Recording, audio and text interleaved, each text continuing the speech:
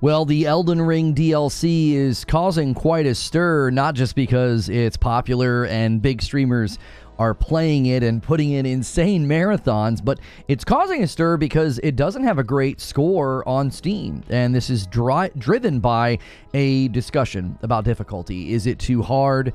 Is it bad game design? There's criticisms of maybe particular boss fights, maybe particular ways of doing damage. And many people are saying it's not too hard. You just need to get good. In my latest video, I talk about why I feel like I quit the DLC too soon, and I want to go back. We will probably spend a portion of this stream, maybe the second half of the stream, combing over my two characters and deciding exactly what we want to do. I'm being told, hey, go back and get your sword and shield character. People are like, no, your new game plus character is fine. Just keep going. But I do want to go in with sword and shield, so we are going to have to make some adjustments either way. But the point is, I want to go back on my own terms, so make sure you watch that video, especially the back half of it. Like the end of the video, I really land in a place where I'm viewing this game differently, and I think I'm sort of seeing my first playthrough more accurately. Why I got so frustrated in the second half of the game, why I probably should have kept playing with my no summons run, and just started summoning anyway. But make sure you check out that video so that way you can know what I think. And now it's time to hear what you think. So good morning, good afternoon, and good evening. And I do want to hear from you guys. I want to debate this difficulty thing because there are people saying that they're relying on spam, or there's bad enemy design, bad boss design. I'm seeing long-standing From fans being pretty critical of some of the bosses in this game. And I do need to thank Alex. Han shot first, and so did you. The first 5 bomb of the day takes us to 5 out of 25. Thank you guys so much. You got 76 members yesterday. You need to average about 100 members a day. Now you need to average about 105 a day. And you'll be right on the doorstep of the goal this week, 500 members. And you'll make Creature and I this Friday night play Party Animals. We make him play a cute game. And that game is hysterical looking, and I'm sure he'll hate it. So make sure you guys keep those going. And make sure you go through the ritual. Take a quick second. Double check your likes. Make sure you've hit that thumbs up. YouTube's been a little squirrely lately with the likes, so make sure you have done that. Great premiere. Thank you. I definitely want to check the comments on that one. We appreciate it so much. Turnout on uploads has been a little lighter lately. I'm not sure if it's not hitting your inbox or your notifications. Some people are saying they're not getting notified, so make sure you toggle notifications off and back on again. Make sure you're checking your sub feed because that does immensely help us. It helps the live stream. It helps those videos. So make sure you're doing that. And then when you guys leave comments, you might get featured in the video. Kicking It with Timmy B left a comment on the short, says, glad you're back. Thanks. Currently, the plan would be for me to sort of grind this, off stream, go and explore, get all of the stuff that I need to make my character harder, because there's a lot of people that aren't doing that, and they're getting, adequately punished. And give me 1 second. I'm going to open the door. I forgot. I closed the door, and the AC won't kick on until the afternoon.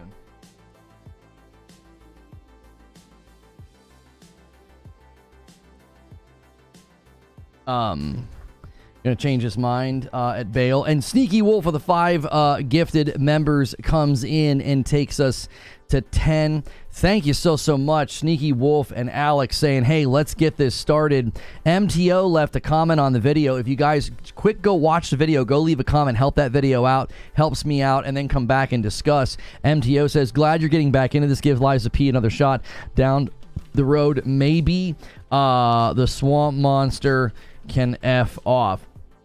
I see people in chat basically saying, like, this boss is going to change your mind, or that boss is going to change your mind.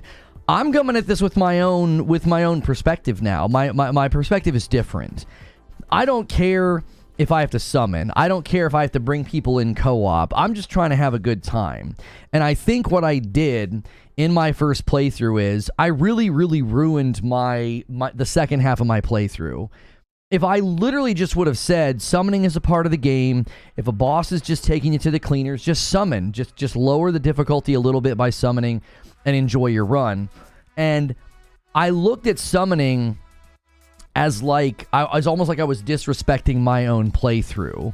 And to me, I think that was a mistake. If I would have just embraced the fact that, like, that's something that you acquire in the game, that's something that you can make stronger the more you play the game, embrace it, use it, have a good time. And I didn't do that. I would, like, begrudgingly summon and be like, well, you know, frick this boss, I'm going to summon. Instead of seeing summoning as like, no, it's just another tool in your toolbox. Like, use this. Like, and maybe then go back through and play the game as I did without summoning and see, maybe set a limit, right? It's amazing that, like, nobody suggested that to you back then. Right, it was more of a pride and an ego thing. It was like, I made it that far, I beat all the bosses by myself, and now all of a sudden I was like, oh, I've got to rely on summoning. And I think that's just an ego thing, that's just a pride thing, and I think it hurt my playthrough. And look at what happened with the lion, right? The divine beast lion that's stonewalling some people. They just can't figure it out, or they hate the fight, or they do. I've had people who are From fans say they don't like that fight. I'm like, I beat it in my 4th or 5th try. Why? I summoned. Why? Because I just didn't care. I was like, I'm just going to summon. I don't care. It's not that big of a deal. And I realized, I was like, wait a minute, that's how I should just approach the game that way. Kirk even said it yesterday. He's like, I have a friend, she treats it like Breath of the Wild, and then when it comes to boss time, she just co-ops with people. Siege Master with 30 months in a VIP says, Elden Ring already has an easy mode. It's called over-leveling. And Kenneth Williams with 16 months says, it's not too hard to beat. It takes timing. Find an opening for the bosses if you can do that too. Right. To me, it's not even about that, though. I don't need, like, platitudinous advice about how to fight the bosses. It's not about that. It's about a change in perspective. It's like, these things are not a detriment to the playthrough. They're there to complement the playthrough if you want to use them. And I saw them as a detriment. Right? I saw it as a detriment. I was like, oh, this is just such it's dragging the gameplay down. And it's like, no, it's part of the game. Now, I'll readily admit, as I said in the video, when you play no summons, it's definitely great for certain fights, because certain fights, it forces you to play better. It forces you to finesse the animations, the telegraphs, etc. But then I think there are fights that just are telling you, you should really consider summoning in this fight, right? There are just certain fights where it's like, you should bring somebody else in here with you. You don't have to, but the fight certainly feels like it's designed around those tools. Eugene says, I hope they remove Spirit Ashes in the next game. I don't want a game where it's been designed around. Right, and I think that's a valid criticism of, like, if you want to have a conversation about true difficulty and fake difficulty, you might say, hey, this is a little ridiculous. Now, if I'm FromSoft, I think I would push back on you and I would say, hey, that's not ridiculous. We've created encounters where if you want to play it on ultra hard, you go right ahead. If you want to play it in more of a middle of the road, you know, maybe you bring in a more mediocre summon just to kind of help out a little bit, go ahead. You want to bring in a Mimic, or you want to bring in, you know, Black Knife Tiche, you want to do co-op and just shred the guy, go for it. Like, I do think that's the brilliance of Elden Ring. And I feel like I lost that in the fray of frustration when I played through it the first time, because I just got irritated with how the final section of bosses, everybody was kind of spammy, everybody was kind of area of affecting the room, and it's like they're telling you another character or a summon or another player would be severely helpful right now, because you could split aggro and create more opportunities for damage. And for me, I think that's the problem, is I saw that as a detriment, and I think I hurt my own play. I hurt my own playthrough with my own mental state. Instead of just seeing it as this part of the game, just do it. I left a message on your video. You can get 25 scatterfrags before fighting any major bosses. It should bring you up to level 12. There are 50 in total. Oh, I'm for sure going to do that. I'm for sure going to do that. I'm going to say, all right, let me go get all these scatterfrags. Like, to me, my mindset on these games has changed, and I'll explain why in a second.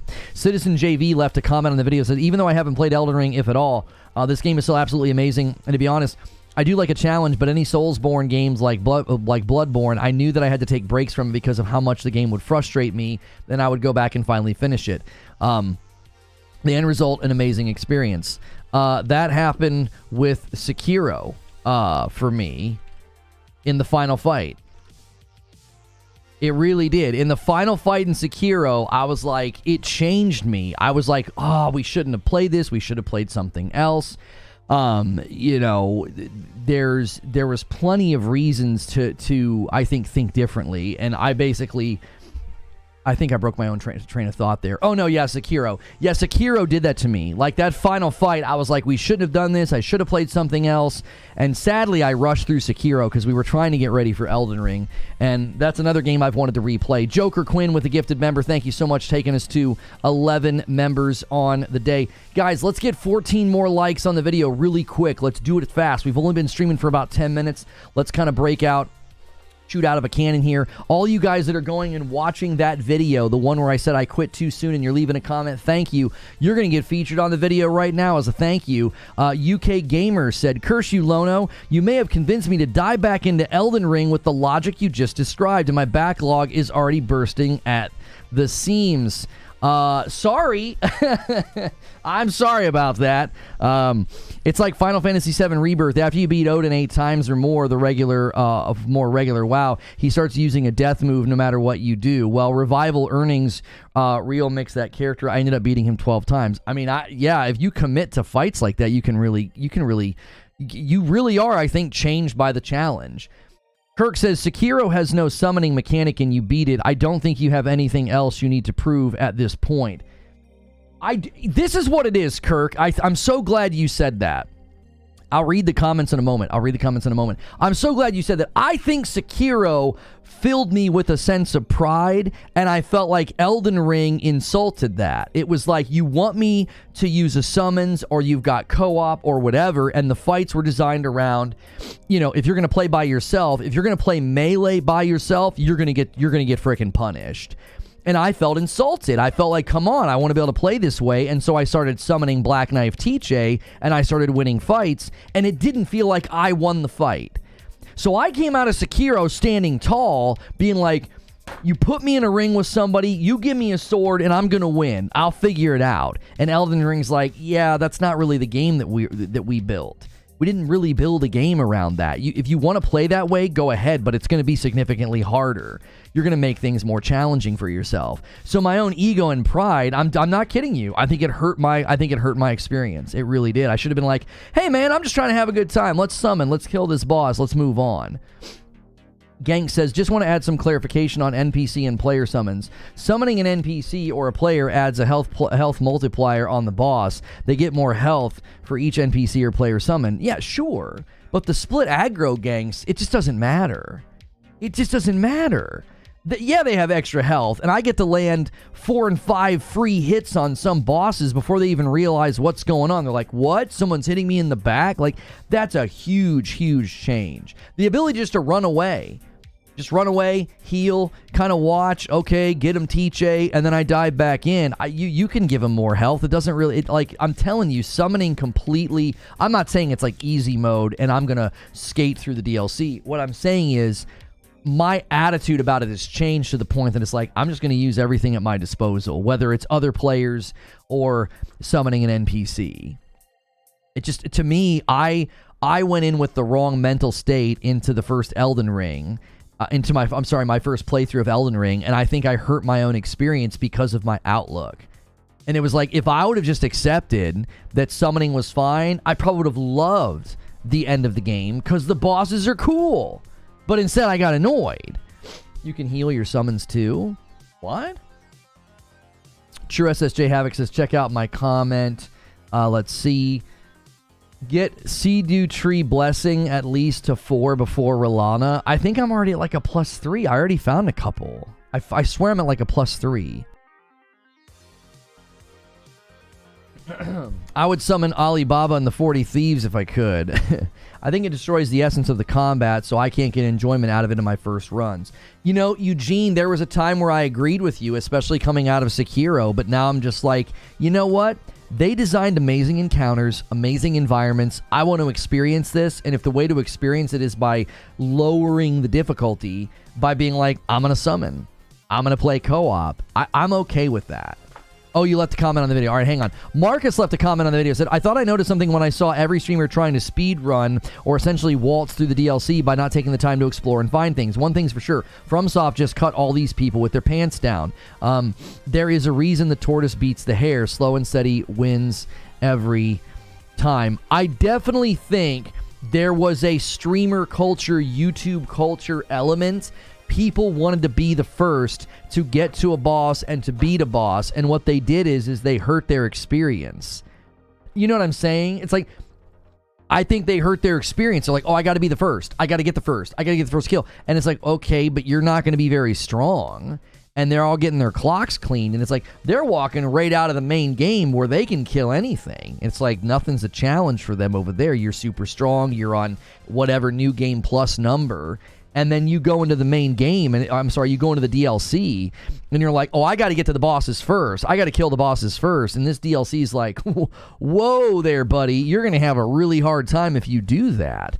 I didn't have that problem with the Divine Lion, because I wasn't beelining to a boss. I was just sort of playing through an area and exploring, and I got enough of the currency. I was like a +3, I think. And like, I was doing good damage against him. I got into half health my very first try. And so, the only reason I went in with a summons is because I couldn't tell what was going on. I was like, I feel like I'm fighting a tornado. And I went in with TJ. The Souls guys I watch aren't rushing, says Eugene. Well, what's the issue then? Because I did, Moist Critical, Charlie had some criticisms of some of the bosses. He said some of the bosses are messed up. Like their hitboxes aren't working properly or something. You can get 25 Scatter fragments without fighting any bosses. Helpful tip. That's a helpful tip. Lido left a comment here and says, there's a map online with the Scatter fragments and the Reverend Spirit Ash locations should you need to cut down some of that Rome exploration times. Thank you. That's very helpful. Michael Wood left a comment. I spent the majority of the time in the DLC navigating and unlocking the map, which seems to have gotten its own respective bump in difficulty. For sure, I think that they definitely made just moving through the world a little bit more difficult. This is one of the things that told me I should probably get on a sword and board build because just the open world fighting. I don't always agree with you, but thank you for not using Steam reviews as evidence the game is too hard. There are certainly reviews claiming that, but if you read them, there's clearly more about performance. Oh yeah, I didn't want to run to Steam reviews to be like, oh, the game's too hard. There are definitely more people complaining about performance. For sure, definite performance issues. Yeah, there's definite performance issues. That came from Fallout, from Dishonor. Yeah, I would never try to argue that the game's too hard. I mean, I would point to the Steam reviews and say, people are kind of split on this. I mean, there are people in the Steam reviews that are like, this is too hard. The Elden Ring map genie is great. Use it, says Eugene. There's some hitbox BS for sure, says Eugene, in some of the fights. Made me laugh yesterday. Rax, the Diablo streamer, completely beat the DLC with no summons. He completely exploded, worked through methodically, and crushed the DLC. It was a pretty good run. Oh, man, good for him. That's awesome. You have a hard time fighting the dancing lion? That's why I summoned. I didn't summon because he was too hard. It wasn't that it was... I wasn't like, oh...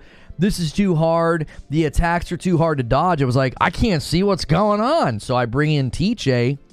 He aggroes the TJ, and then I get to kind of step back and look at what's going on. And sure enough, he moves kind of like a tornado. The whole Elden Ring hard discourse is pretty funny to me, says Red Eye Dragon. Poor planning leads to poor results. You first stop before you even play the game is the Elden Ring build calculator. Well, I've never done that. I don't use those types of things, but maybe I should. Maybe I should. Again, there's no reason to have pride and ego about a video game. It's just a video game, you know? I think if you've built your brand around being like a FromSoft Souls guy, I think there's understandable, maybe even justifiable ego there of like, you've got to play at a certain caliber. But I'm not that guy. I never will be that guy. And I think that might appeal to people. Hey, come watch me fight this boss. And oh yeah, I'm going to use co-op or I'm going to use summons. For sure. Who cares? I'm here to have fun. I'm not here to prove anything. I'm not here to put together a montage of me level 1 no-hit fighting bosses. I'm not that kind of player. I never have been. It's kind of like my attitude about PvP games. It's like, I'll never be a pro player, so I just want to play casual. Well, those games don't really let you play casual because of skill-based matchmaking. That's an entirely different debate, but this game will let me play casual. It will. It's like, no, you want to play casual? Play casual. I don't know, fly casual. True SSJ Havoc, let me read your comment. Lono, I suggest after the Blessings before face Rolana and co-op on Bale the Dread. These guys are tough. There's also a Black Knight at the Western Nameless Mausoleum that don't allow you to summon, and he hits like a truck, but trust me, with good strategy you can win. Thank you for the tips. I appreciate that.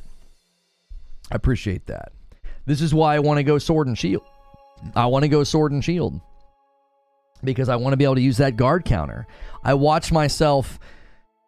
The last part of my no summons run, I went and watched it today. I wanted to see exactly what happened. And there's a section where a guy invades me. It's the guy that you get the Rivers of Blood sword from. It's that invasion. And I beat him on my first try. He almost killed me at least twice. And I just liked what I was able to do on the fly, learning from the fight. You know, this guy, he was punishing me pretty hard because I was a little bit, you know, off my heels. I was like, oh my gosh, what's this guy doing? But I was using square off to great effect. I really was. I was able to like really charge in and get some good hits on him. And I think that, especially with guard counter, I miss having guard counter. I heard my comment out loud and that sounded terrible. Why? Jazzification left a comment, so that's the beauty of Elden Ring. Play your way, and if you're stuck, just explore a bit, find new cool stuff, and go back when you feel you're ready. Exactly. There's a part of me that wished on my no summons run, I just would have picked that character back up and finished the game off stream and just been like, I'm going to summon every time. I'm going to play with the community. I abandoned the idea of the no summons run. Like that, there wasn't any reason to stream it after that. Perk said, I would say you could get enough strength to use the Radon sword with a shield, and that would be pretty awesome. I love the Radon swords, but I feel like my playstyle, that's really slow. When I used the Radon swords, I had one in each hand. I was just like jumping at everybody. I was like, da-doom, da-doom. And I was just like stunning everybody. But then I got into boss fights, and I was like, these people are just too fast. Oh, wow, a ton of... Oh, wait, no, these are comments I've already replied to. People are really just babies. It's a video game. You know, nobody likes losing, though. I mean, come on. Nobody likes losing. I think that's fair. Gobja400 says, glad to see you back in the game. I haven't fought any bosses yet, as I've been too busy exploring the world, learning its secrets, and taking in bits of new lore info. This really is the type of game where you can turn the camera a whole 360 degrees and find an entire new section. I love exploring this game. I think that's one of the best parts of Elden Ring. Yo, what's good, John Lepkowski? How are you? Funny how people cheer for glitch speed runs to skip games completely, basically, but give people crap for actually using stuff built into the game to beat the game. Yeah, it is interesting. Here's why I think people might do that, though, Anthony. I think they might see, like, glitch speed runs as something that requires a certain amount of skill and certain amount of attention and ability, and they see summoning as, like, the opposite of that, right? I'm not saying they're correct, but I'm saying... I could see why somebody might say that. You know, somebody might say, listen, this guy that did this glitchy speed run, there's a certain amount of skill that goes into that, and they would say summoning doesn't require any skill. And I don't know if I would necessarily disagree. You know, I don't know if I would necessarily disagree. I'd be like, yeah, I think you're correct, but I also think that's not really the question. The question is not, does it take skill? I think the question is, are you enjoying it? Like, that's the fundamental question that I've started asking with a game. Because if I'm not enjoying it, the next question is there a way for me to enjoy it? And if the answer to that question is no, well, then it's time to stop playing. And I think what I did with my initial playthrough is it was like, oh, well, you're not enjoying it. Well, is there a way for me to enjoy it? Yeah, it would have been to let go of, like, caring what people thought and just play how I wanted. You know, it's like, I think that that's a fundamental difference now in my outlook on games, is I just don't care what other people think about my approach. I just don't care. Like, I think there was a time I played Dark Souls 3 and Sekiro to kind of get ready for Elden Ring. and I felt the warm embrace of the FromSoftware community, but then that warm embrace turned cold once I didn't do things the way they thought I should, or once I turned critical, or whatever the case may be, whatever sort of made them sort of turn cold to my coverage and my gameplay. And it was like, well, then I tried to do something that I thought would appeal to them. Oh, I'll do a no summons run, that'll appeal. No. They want to watch somebody go into the game level 1 naked, no hit. Like, that's what they're looking for. They're looking for ultimate pain, and I'm just never going to be able to offer that. So to me, it's like, if you let go of caring about that, you'll approach the game far differently. You just will. And I just didn't. I think my first and second playthrough, I was very much concerned with, like, well, what, I'm going to get criticism, or I'm going to get this, or I'm going to get that. And I was very much oriented around feedback from that community in particular. And it's like, number one, I don't think if that's what people are looking for, if the Dark Souls FromSoft community is looking for that, that's great. They know what they like. They know the type of content they might like. They know the type of content creator they like. And knowing that I'm not going to be that content creator, I think frees me up to say, no, I'm not going to do that.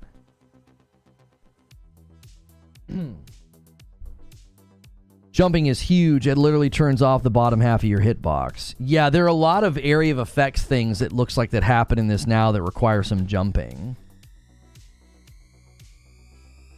From what I've seen. If you guys are enjoying the show, take a quick second, smash the like button. We've only been streaming for about 20-something minutes. Appreciate you guys so much. Seeing people that speedrun makes you want to do it, or you think you can do it until you really get a check on the boss, and then you find out that you can't do it. Speedrunning has just never appealed to me because I always feel like you're engaging with the game in such a strictly mechanical way. So, and I get why people like it, but I don't like it because it always just feels like you're stripping the game down to its pure mechanical parts. And that to me isn't, I don't enjoy that. Dave Langer left a comment on the video. Guys, make sure, if you haven't yet, take a second, go watch the video. You can put it on ×2. Listen to what I have to say. I walk through all the reasons I quit, all the reasons I'm coming back, how I'm approaching the game, and give a comment and a like on that. We got a comment here from Dave Langer. 2 things everyone should do with the DLC is toggle mark new items on, toggle show recent items tab on. It will make it much easier to find all the new items in the DLC. Did you guys hear that? That's a great tip. So you can toggle mark new items on, and then you can toggle show recent items tab, and you'll see all of the new things that you've been gathering. This morning has been crap so far. Woke up sweating. Thermostat at red 81. Drip pan was full to the brim. Had to bust out of the shop vac, and it took me 4 trips. Oh, that sucks, Kumi. Please enter a name. Left a comment here, and it says, co-op, summons, and sword and shield has been viable since Dark Souls 1. People forgot Solaire and his message. Jolly co-op is the way to go. Praise the sun. Praise the sun. Praise the sun. Barry says, I've never cared what people think about how I play the game. I don't care how people play theirs. I think it's just different when you're a streamer, right? I do. I think it's just different when you're a streamer. There's a different element of... There's an organic element of, like, what you're doing. There's this idea that if you're being criticized that, oh, well, the content's going to do poorly, or it's like you're feeling like it's like you're being judged. And I think in the moment it's really, really hard to dissect that because, like, you're playing, you're frustrated, there's people watching. No one likes to be seen at their worst. Like, when you get super frustrated, it's almost like, unless you're the guys that play it up and the salt is entertaining, right?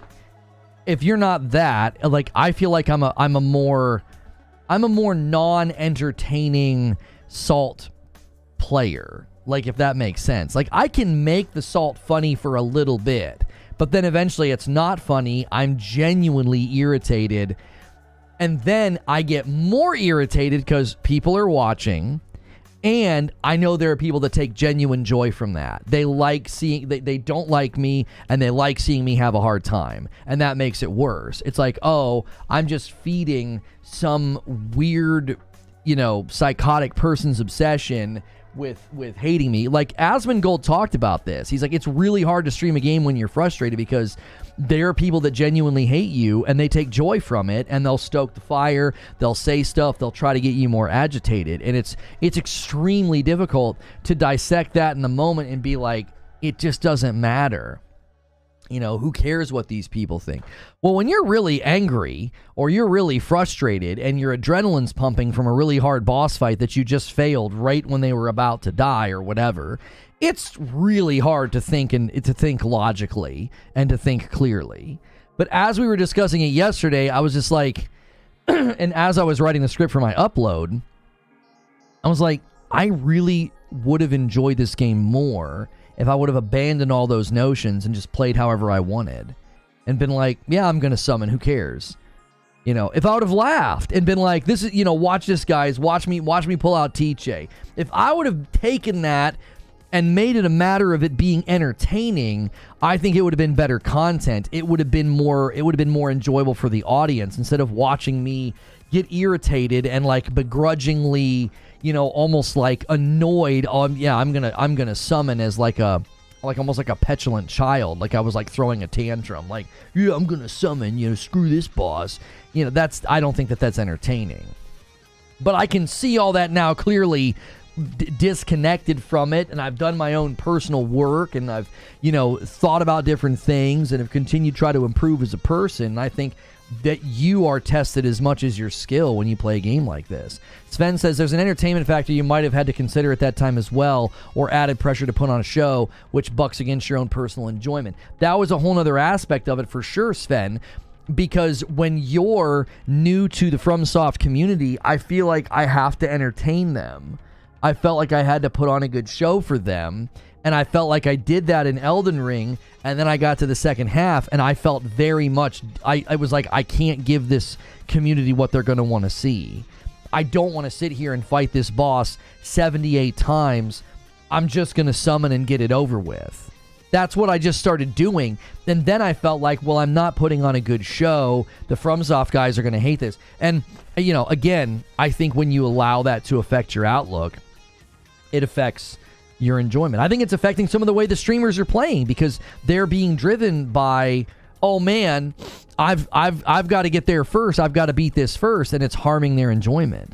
I was happy when you summoned, says MickD09, those bosses are cheats. Bosses get like 8 to 10 hits, and you get 2 seconds to attack. I am seeing criticism of that. Do you guys think there's legitimate criticism about the amount of, spam and punish windows in Shadow of the Erdtree? Like, is that a legitimate thing that people are bringing up? Ashton says, words from a wise Ishin. If you see anyone complaining, Ishin would want you to use Scadutree fragments, spirit ashes, a gun, etc. That's right. That's right. Calswiss left a comment on the video and says, I just kind of gave up after Melania and Malekith in the base game because it stopped being fun for me, dodging as much as I did for small damage windows. Your journey is making me rethink my stance and making me consider getting back in and giving it my all. After all, if you're not yelling at the screen, have you truly tried? And also, just summon and use co-op and have fun rather than beat your head against a wall. Right? Like, just summon and have fun. Just summon. Just use co-op. Who cares? Like, go fight Melania and Malekith and just summon a mimic. Pull somebody in with you. Who cares? Like, rather than do what you did and be like, well, I'm not having fun anymore. It's like, no. Adjust. The game is almost telling you to.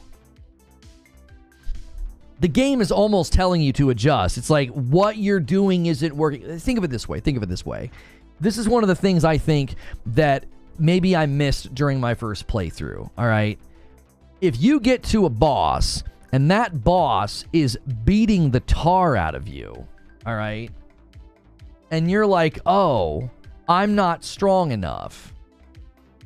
The game is communicating to you to go get strong and go come back. Okay. That's what it's communicating to you. Well, if you're going to do that, if you're going to have that experience from a pure like damage output scenario, imagine like you're putting out damage and it just isn't working and you're just not seeing the results that you want to see, right? Okay, well, you go and you get stronger. You make a change. I think sometimes the boss design in Elden Ring is telling you what you're doing isn't working.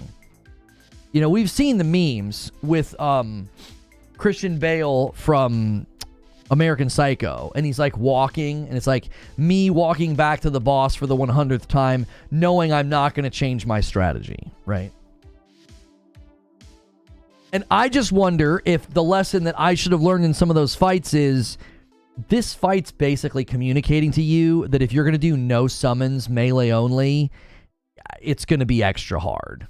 You're going to have tiny windows of damage. You're going to have tiny windows of punishment. You're going to have these elongated attack patterns and real spammy combos, and there's area of effect on the ground.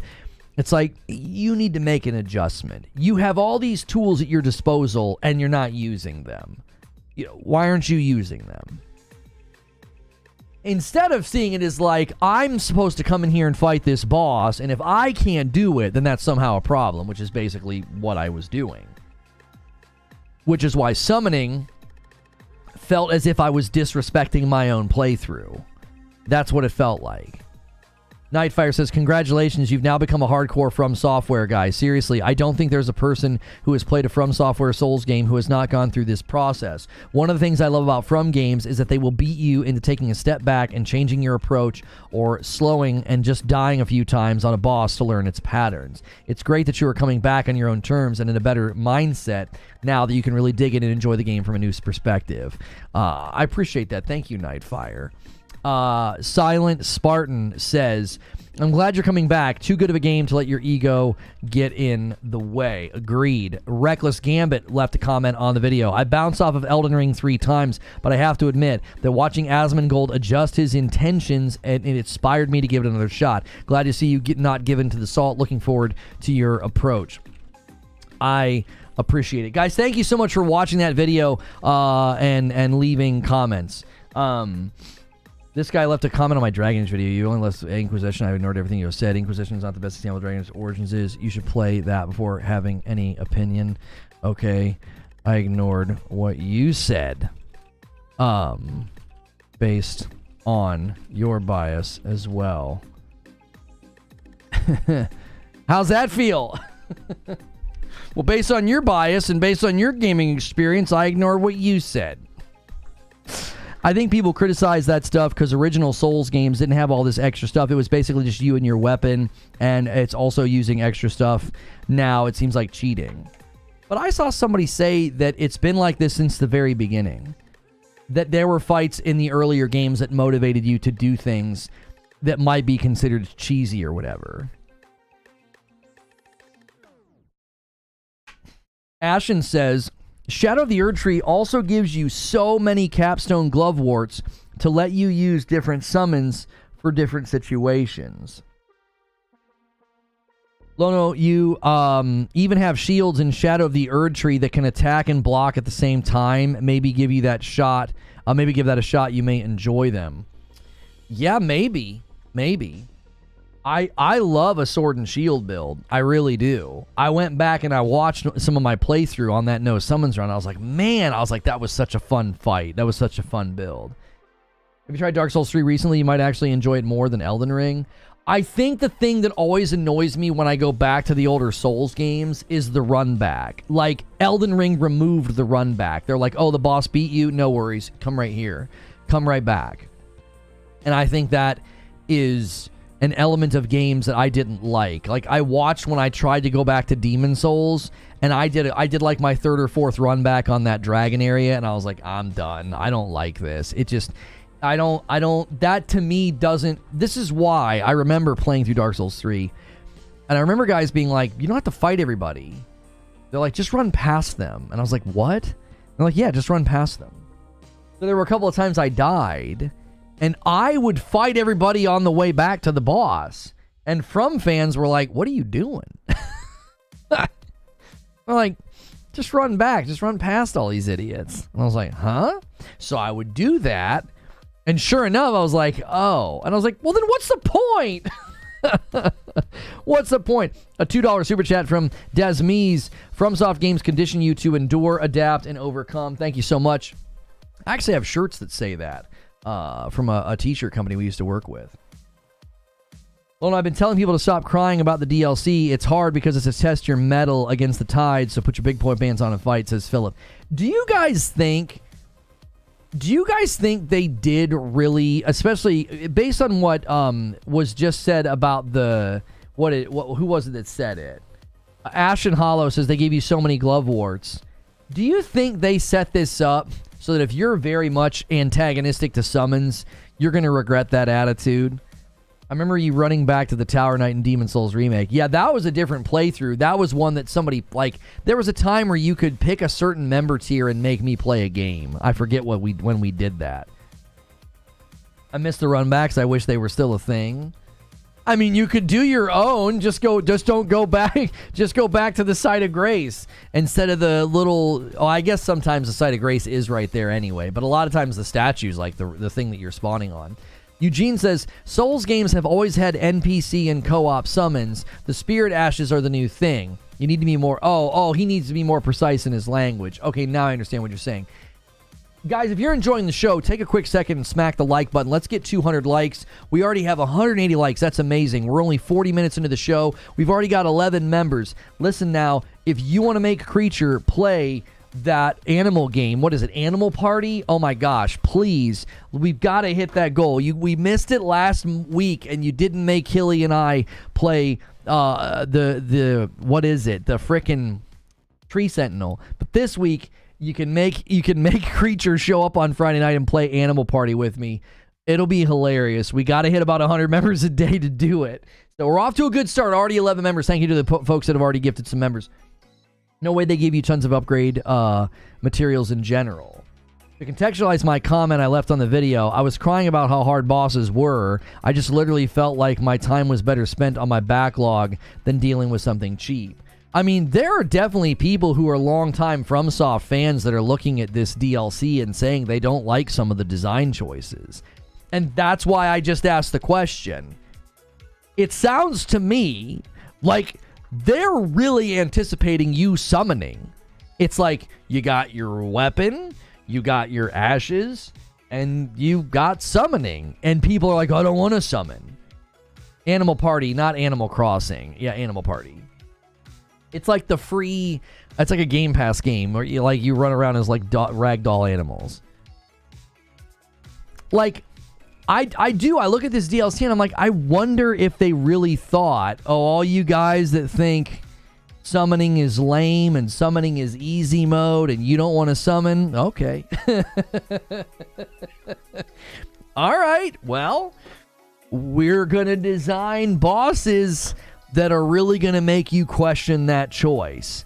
You know, the fact that people were getting stuck on the Divine Beast Lion, and then I summoned Tiche and beat him like my 4th or 5th try. Like, come on. Right? Come on. Like, that just shows you.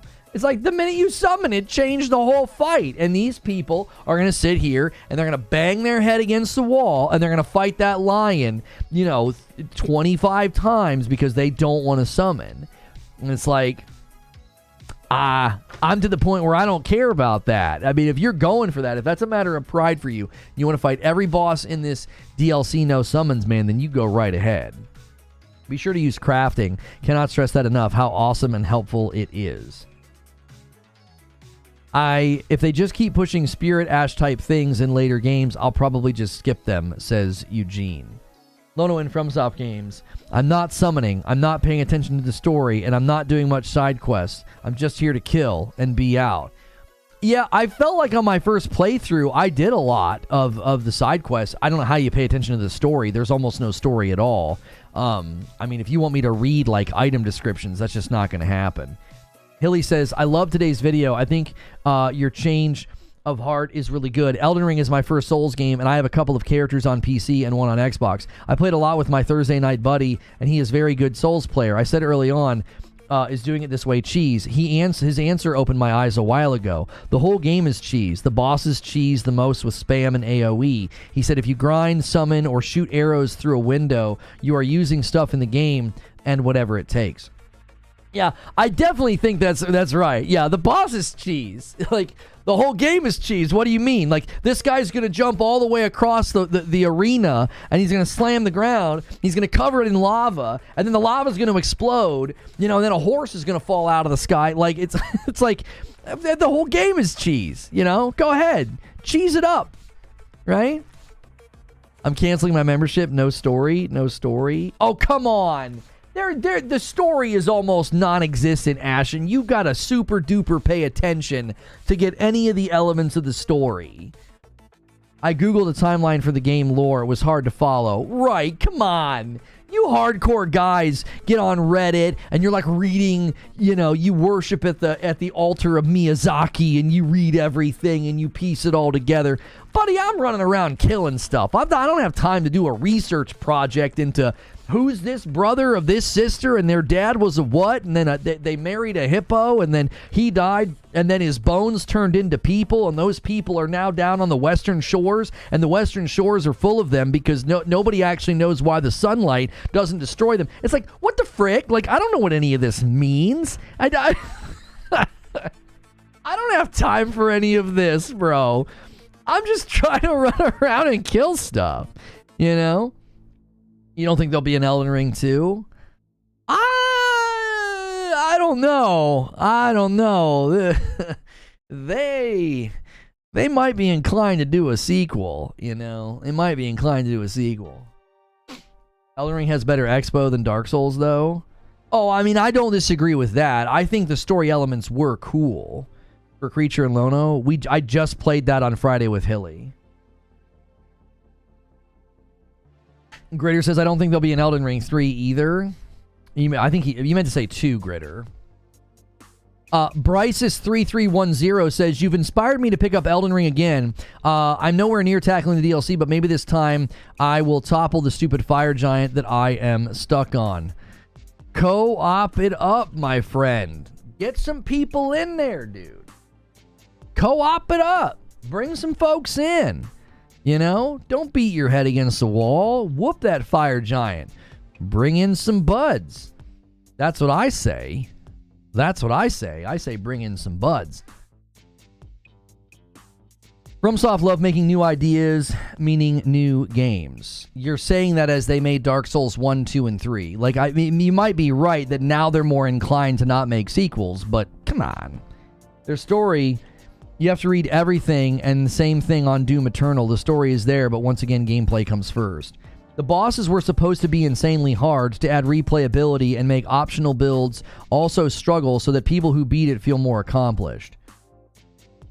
This man making me want to invade something fierce. As someone with a magic build, I saw summons as a way to pull aggro so I could use my Kamehameha wave on bosses. FromSoft told me I could do this, so Elden Ring was the easiest and trolliest From game. Yeah, I'm telling you. Excuse me. There's a part of me that wonders, did they set this DLC up with that in mind? Yeah, I didn't play Dark Souls 2.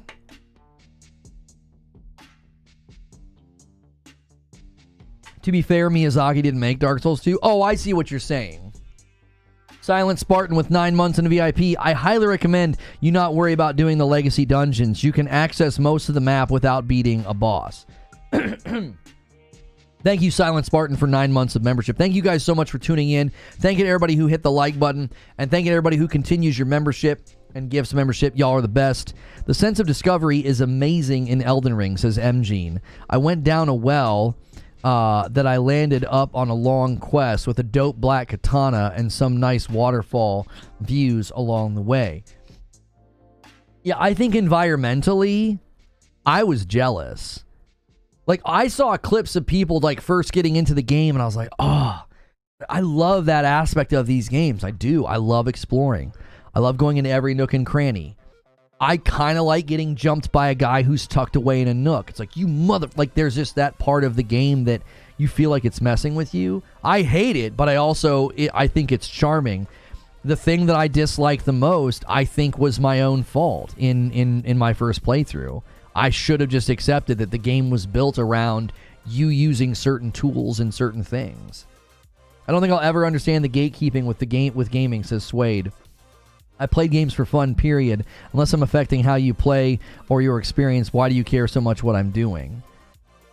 I mean, I imagine it this way, Suede. Like, I know when we were growing up and we played all those fighting games, if you know, through blood, sweat, and tears, beat like a really hard fighting game, and then your buddy was like, yeah, I beat it too, and you're like, oh, let me see you play, and you watched him play, and he found some stupid cheese in the corner of the room where he could like get the enemy stuck and just go kick, kick, kick, kick, kick, and then the enemy dies. Like, you might feel a certain kind of way about that. You'd be like, dude, I suffered through this game. My fingers have the blisters to show it, and you just cheesed it? Like, I think my example is obviously extreme. That's different than what FromSoft did with Elden Ring. I think the hardcore boys view it that way.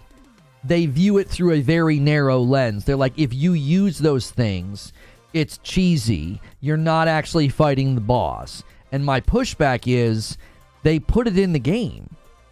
Like, it's there to be utilized. And with how many bosses, in the back half of the game especially, with how many bosses spam crazy combos, do big time area of effect and dot damage, and how many of them either run away from you or they're really fast and they'll come flying up on you. It's like the game's almost telling you you need help. It's like the game's telling you you're coming in here by yourself with a sword and shield and you keep dying. Have you considered the fact that this entire game, we've been giving you a currency to make summons stronger. We've been giving you all kind of different summons to use, and you're just like, no.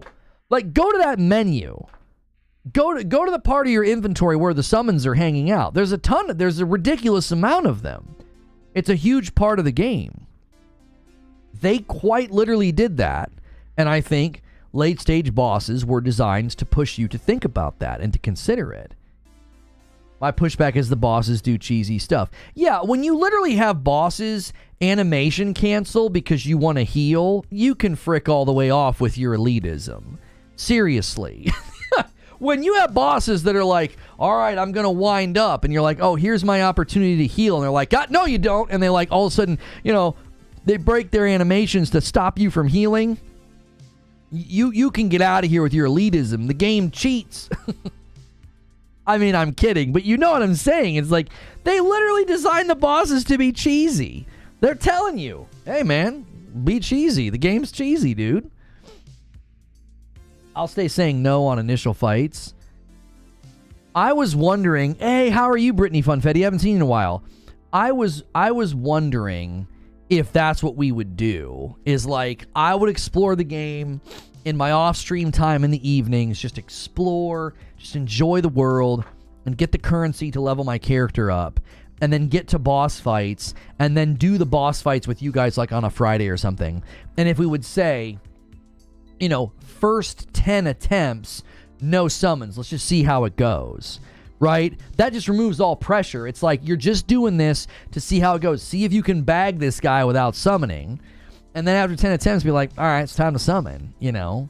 And then maybe after so long, be like, all right, it's time to call in the cavalry. Let's call in some co-op buddies. Like, to me, that's like about having some elasticity in your preferences, being flexible and being like, yeah, well, I mean, I'm trying to have fun. I'm not trying to live in this boss room for the next 4 days. You know, I got things to do. I've got a backlog to play through. Henry Heck left a comment on the video. He says, this is one thing that annoyed me from some of Frome's games. There is build preference. Sure, you can go about it with one that you want, but you'll have tougher time doing so, leaving all that variety to Souls enthusiasts who like self-imposed challenge. At any rate, joining the just tank it up, bless up. Bless up. That's right. Just tank it up, dude. You know, found your channel through Elden Ring coverage. So hyped to hear you're going to continue. Well, thank you, Alexander Smith. Yeah, a lot of you guys may have found me through my Elden Ring coverage. I covered the game a whole lot before it came out, and and then we played through it, you know, one full playthrough, and then we did a couple of things with secondary characters. Gritter says that strat could work. I would be down to join you in co-op as well. If you wanted to up the difficulty, summon me in. Summon certain players in to make it harder. You know, arguably summoning makes the game harder. I've never felt that way. I was getting I remember getting absolutely trounced by certain bosses, and I'd be like, screw it, and I would summon, and then I would beat the boss like 1 or 2 times later. Friday night summon in Elden Ring with members. I mean, maybe if you guys wanted to make that like a weekly goal, you know, we've got a handful of goals right now. One is make Lono play a rage game, make Lono play a scary game, and then we'd had, you know, the thing with Hilly. That didn't work out. And then this week we have make Creature come and play a cute game. Obviously, we could do something with FromSoft and you guys, you know, and just have fun with it. Summoning never makes it harder. Have you beat the final boss? No, the whole point of today is to say, I quit too early, I'm going back in. We're obviously having a difficulty debate about, like, is it too difficult? The difficulty in Elden Ring, to me, exists on a spectrum, and the player can control how difficult it is. And I think once you accept that, and you're okay with lowering the difficulty, then you just get over it. I pretty much agree with you, Lono, and I'm sure the hardcore have a well-earned sense of pride, but ultimately, who cares how I play? Elden Ring has nearly endless ways to play, and I think that's amazing. I'm going to put it another way, too. I was thinking about this morning. I think a lot of the times when people develop a preference, they create a priority. So once they have a preference, that preference becomes this big priority in their view of things. When we played Destiny, we always experienced this, right? I would be doing a raid help, I would be playing a particular way, and you would get all these people that come in and they'd be like, no, you should run the encounter this way. You should use these weapons for damage. And I was always like, no, we're not going to do that. Literally, I went back and watched some of my Elden Ring gameplay on the channel, and the day that I quit, this guy comes in, and the fire giant, I died to the fire giant like the 3rd time in a row, and I'm just getting frustrated, you know, and I'm complaining about the area of effect, and this guy's like, dude, just use a scythe, it's easy. And so I basically told him, I was like, what you're asking me to do is absurd. You want me to find a scythe, you want me to go get all the things I need, and then you go level the scythe up so that it's as strong as I currently am, and then use that scythe on this boss. Because what he's doing is his preference is to have that available to him in his build, and so he just comes to a stream and he's like, yeah, you should do that. The point I'm making is, I think the FromSoft boys, the FromSoft crowd, they have played the game so much, they have consumed so much content that they've developed a preference for, like, watching people play it at the hardest possible way. Watching somebody do a level 1 no-hit run. So then when you're like, oh, I summoned, or I used magic, or I used co-op, they just immediately are like, that's a joke. And I think it's almost like they've calloused their brain to be like, no, this is the way you're supposed to play. I think they're wrong. I'm understanding why they think what they think. It's like you've just consumed too much of that tone and that timbre of content. Khalid with 31 months says, I love the show and I demand the return of From Fridays.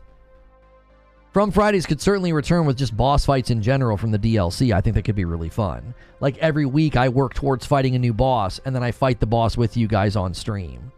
My hot take after beating the DLC, I don't think it's too hard, but the learning intervals are way too short. The final boss does 50% health hits. You don't learn a lot when you die to one chain, so progress is slow.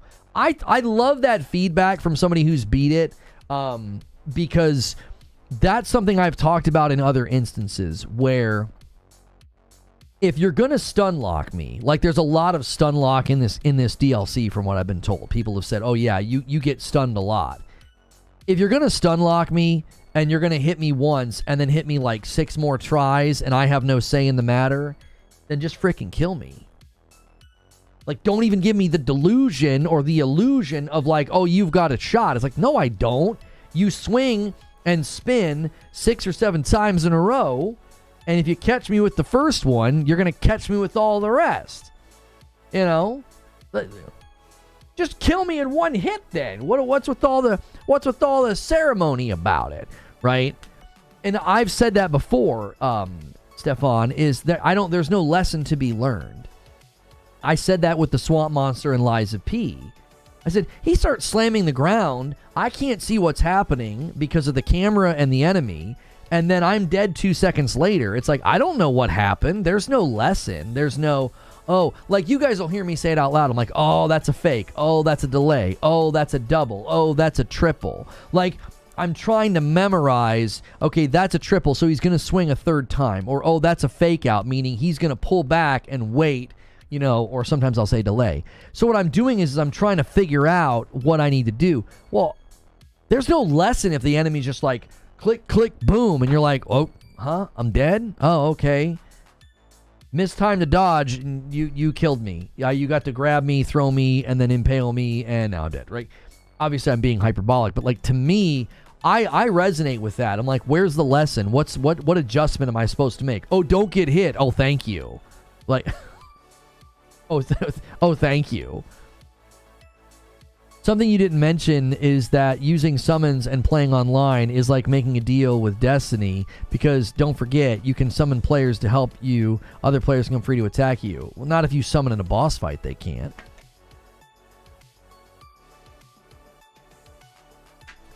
That's what I'm talking about.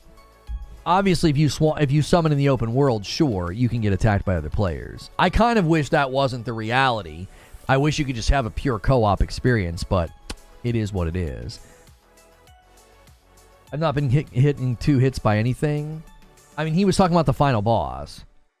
He was saying that the final boss has a couple attacks that are 2-hit kills. And he said that that's just really tough because there's no lesson there. What he's saying is progress is slow when you're like, oh, I'm dead. Like, and it's like, well, I didn't even get to see anything. You know, he did 2 swings of whatever or 2 explosions of whatever, and I'm dead. I'm just relaying what someone in the chat said. Through SSJ Havoc with 20 months says, is it me or is it that enemies lose aggro on your summon more often than not? I find the boss coming after me despite 2 summons attacking. Beat the Lion, Bale, Rolana, and now I'm fighting Romina. I definitely think the bosses break aggro from your summons very often. You almost have to sometimes you have to just keep running away for an extended amount of time before they'll pull aggro again. Sometimes I have to literally run back to my summon so that the enemy comes toward the summons and then starts getting hit again and then decides, oh, hey, I'm going to attack you. I think that's on purpose. I think you're supposed to be the priority in the fight. Funnily enough, the final boss is harder with summons and co-op. He does more AoE attacks if he has more targets. Also doubles his health. He doesn't actually give you time at the start to Ash even. His regular attacks are 2-hit kills on a normal build. His big attacks are like 80%. Had 60 vigor, 18 blessings, says Stefan.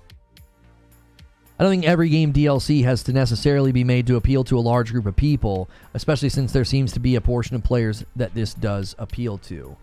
I think one of the reasons there's a discussion about the Elden Ring DLC being too hard, you know, Shadow of the Erdtree too hard, I think there's a reason for that.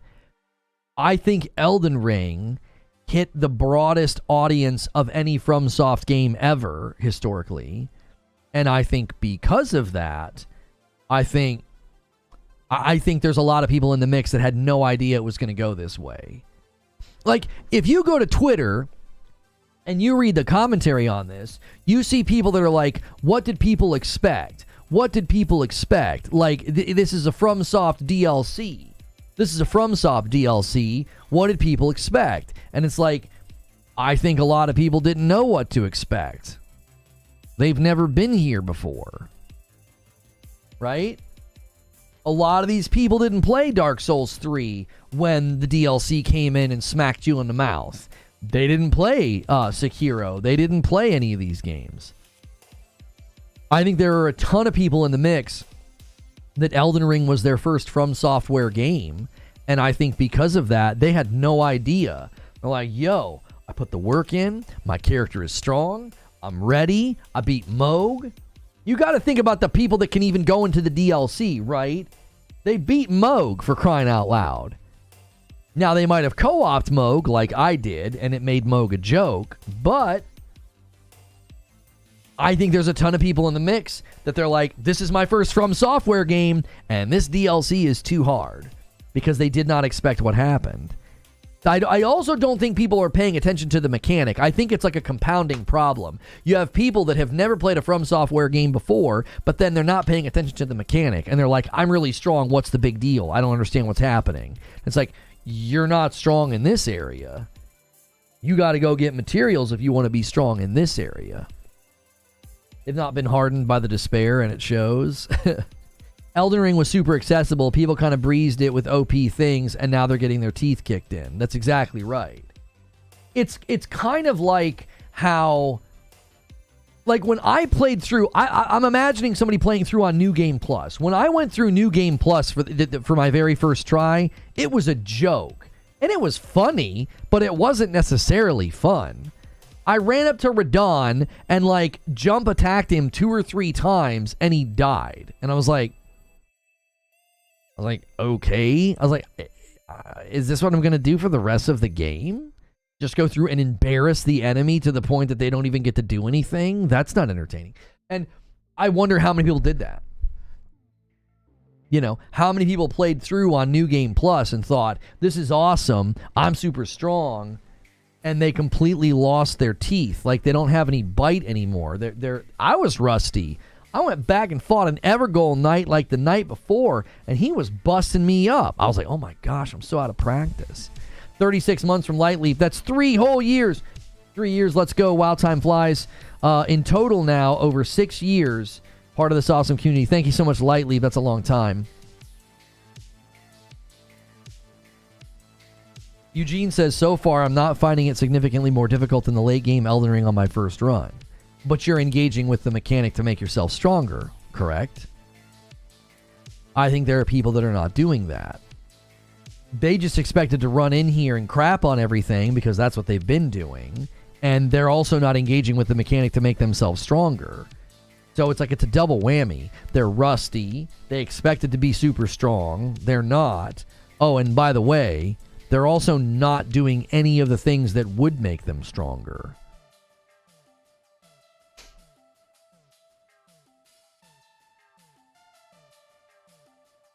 Because I'm not a dumb. Well, I mean, again, I don't think it's fair to insult people and call them a name and say, "Oh, they're dumb," when they might literally just be inexperienced. Like, you got to remember that you're the type of player to go to Google and wikis and read guides and have it all figured out before you go in. And there are a lot of players that are never going to do that. They're like, yo, that Elden Ring is my jam, dude. I've never played a FromSoft game before. I loved that game. That game was awesome. I got a really strong character. Oh, we got to fight Moog. Okay, how do I fight Moog? Now, they might use a guide to fight Moog, but that's a little bit different. Like, a questing guide's not quite the same as, like, you know, where do I find this weapon, or what's the best weapon, or whatever. So a lot of these people likely wandered into this DLC thinking, yo, I've got a strong character. I'm ready to go. We just took a dump on Moog. Let's get into this. And then the game is the game is punching them square in the teeth. I played blind for 48 hours. Well, I mean, it does pop up and tell you. So I will accept some criticism of the people that are not using the mechanic to get stronger. The game quite literally pops up and tells you that you're going to need to do this to be stronger in this area, and people are just ignoring it. So that certainly is on them. Because I read it and I was like, oh, okay, that makes sense. I'm going to have to use these materials in this environment to be stronger. And we knew that going in, too. I mean, blows my mind the stigma against summons. Gamers are weird. Definitely wish I had thought differently. I do. I wish I had thought differently in my first playthrough. Like, it's not like a feeling of regret. It's just like, man, I really robbed myself of what could have been a better time, what could have been, you know, a more fun playthrough. I have the grace for Mesmer. Just decided I didn't want to fight him yet. There's a huge frigging glowing cross loop. Yeah, I mean, it explains it. It's like right there at the beginning. It's not hard to explore. You see a yellow fog, go the other way, find more stuff to make you stronger. You playing today? We were going to boot up and try and figure out what you guys think I should do. Kirk was in my DMs this morning, and he's like, just use the character that's already in there. You're already in there. You already beat the lion. He's like, just get a build that you like and use currency to level it up. And I'm like, well, there are people that are of the opinion that I'd be better off on my character who's not on New Game Plus. And go get all these ball bearings and then level up the NPC lady and then come to the DLC. I could be convinced either way. I have a lot of materials already to level up some gear. I might even have gear in my New Game Plus character. He might even have gear for a good sword and shield build already. He might already have it. We might not need to go back and be like, oh yeah, let's go and get this guy and make him run through all these hoops and do all these things. Eugene was of the opinion, he's like, you're gonna want to have that NPC lady leveled up. You're gonna want to have her leveled up. Hayden Lurker with 25 months says, drop by for the Elden Ring content, membered for stellar takes. Thrilled you're not throwing in the towel, Lono. We're in this adventure together. Thank you so much. Guys, make sure you watch that video. It's not off to a great start. We have not had great response with Elden Ring content, which means if we want to do like a return of From Fridays with bosses and stuff, you know, we've got to have the community kind of rally behind that, because we've fully committed to variety gaming news coverage, and we've gotten really great response to that. And so trying to delve back into Elden Ring is going to be a tough sell. We barely touched it for a very, very long time. I would not step into the DLC without all the bell bearings. Your New Game Plus character is only 3 bosses behind your sword and board guy. It's just a lot of running and riding.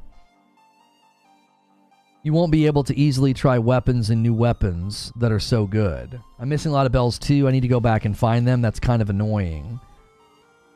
You can select different characters. I thought once you roll over New Game Plus, you can't go back. Oh, I wish you could go back. That's what I would do. If I wish I could roll my character out of New Game Plus. It was freaking terrible, because when I rolled him over into New Game Plus, it was at a time where you didn't your NPC lady with the bell bearing, she resets. Kyle Wilkerson with 25 months and a VIP, welcome back. At which point the base game did take a downturn for you? Everything after the Fire Giant is usually where I got annoyed. And again, I think a lot of it was because I wanted to beat bosses by myself, and because I wanted to beat bosses by myself, I was annoyed that I was having to summon just to survive some of the fights.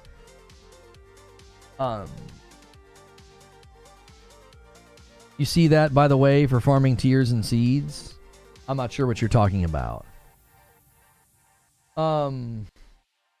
There is no honor in defeat, says Wheezy. Use whatever you want or can to finish crap provided by the game. Or more importantly, it's your game. It's your experience. Do what you want. If you want to be honorable, do it. If you want to use every tool in the game to win, do it. At the end of the day, do what feels right. Unless you're Dutch or the French. I cannot overstate how important the bell bearings are. Spent like an hour last night farming runes just to level up weapons and buy upgrade materials. Eugene, wouldn't it make more sense to take the New Game Plus character and go get all the runes, because he can crap on any boss in the base game? My New Game Plus character in the base game is going to crap on anything we come up against. He killed Radon in like 3 hits. Why wouldn't we just take him and go and get all the bell bearings? Wouldn't it make more sense to use him? He's so freaking strong. Like, I like the idea of going and getting the sword and shield guy, but he's like level 97. we could take the New Game Plus guy and just dump on anything that crosses our path and get the bell bearings. I mean, I literally killed Radon. He didn't get to do anything. He just died right on his spawn point. Like, that's how strong he is in the base game, not in the DLC. Sneaky Wolf with a $5 super chat tip says, can you explain the mechanic? Also, once in the DLC, can you leave and come back? Yeah, you can leave and come back. The mechanic is basically this. You have to find Scattertree fragments to level up your Scattertree blessing. And when you do that, it makes you stronger in the game. It makes you stronger in the DLC. It's probably 6 of one, half a dozen of the other. Doesn't the DLC recommend at least 150? Well, we could get the sword and shield guy up to 150 relatively quickly. We could. He would just farm the Moog area, and he could level up fairly quickly. Getting all the bell bearings will take some time.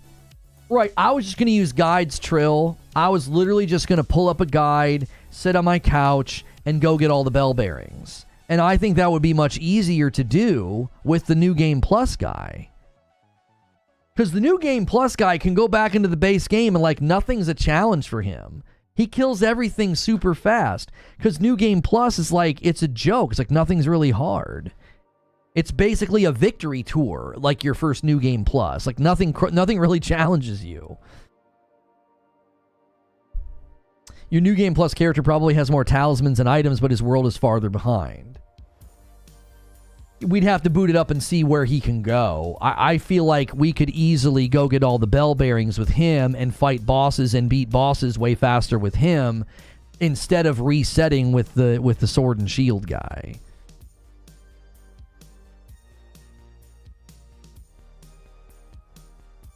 Honestly, you can use runes you get from the DLC to level up. You get a ton of runes. Journey 2 isn't really scaled that crazy, so that's negligible. Being on New Game Plus also buffs the bosses in the DLC. I'd rather spend time getting the bell bearings than just mindlessly farm runes. They're both going to have to get bell bearings, though. That's the point. That's not how it works. The DLC bosses are made for level 150 in mind, blessing plus boost. You have a harder time in New Game Plus, I think, since they will have more HP and damage. Do you have a sword and shield you could level on New Game Plus?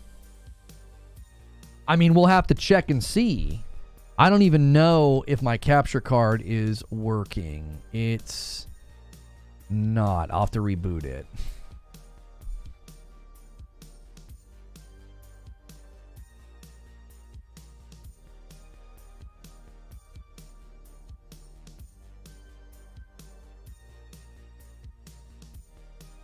I do not have the fingerprint shield, but I have a member of the community willing to give me one. Gonna want to farm runes either way. It'd be a whole lot easier to farm runes with a New Game Plus character because the base game is no threat to him. Like, he's able to walk around and do whatever he wants. I mean, Moog wasn't hard because I wasn't strong enough. Moog was hard because he's a jerk. He covers the ground in fire and terribleness. Do you still have the Elden Beast Remembrance? You can get the relic sword from the Finger Lady. I have no idea. We'll have to check.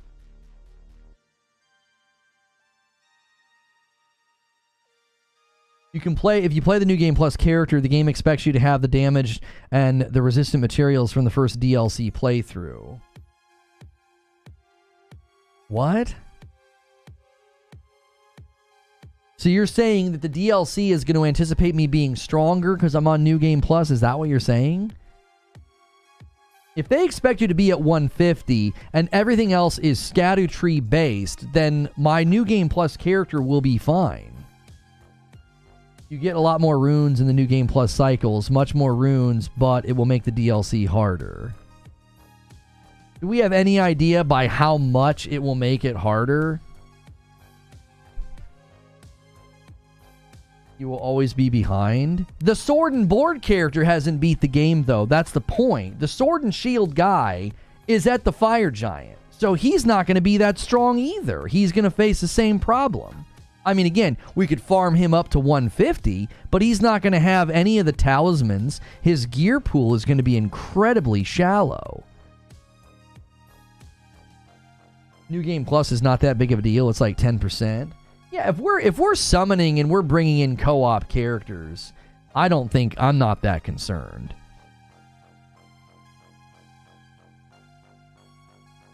Fighting Cowboy said it doesn't matter what New Game Plus you're on since the DLC uses the blessing system. That's what I mean. Like, I think people are overstating like just how much New Game Plus affects the DLC, because it's like everything's based on the Erdtree system. Yeah, like right now, look how many upgrade materials my guy has. Hang on, I'm going to reset the capture card. Yeah, there we go. Like, this is my New Game Plus character, and I've already got all these upgrade materials. I think it makes way more sense to take him and go get the bell bearings. Right? It makes way more sense for him to go get the bell bearings. Just one example. Okay, New Game Plus, the Divine Beast goes from 22,000 health to 24,000 health.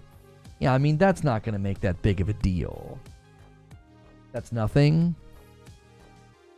All right, let's look at the map. Let's look at the map then. How do I... All right. This is how much of the world I have unlocked on my New Game Plus character. I'm basically... I've gotten to here. Windmill Village. Windmill Heights. I fought Radon. This is it. This is where we are. Now the sword and shield guy, he can go like up here. He can go up here and like fight the fire giant. That's how much of the world the sword and shield guy has done. But the sword and shield guy has no inventory or to speak of, because it's his first playthrough. So he doesn't have all of these ashes. He doesn't have all of the ashes of war, all the swords, all the gear. Like, I think I'm going to have a far easier time turning this New Game Plus guy into a sword and board character than the other guy. The other guy, sure. Here's the thing. I feel like the sword and shield guy is going to have an easier time getting the bell bearings, but then he's going to have a very thin inventory to work with.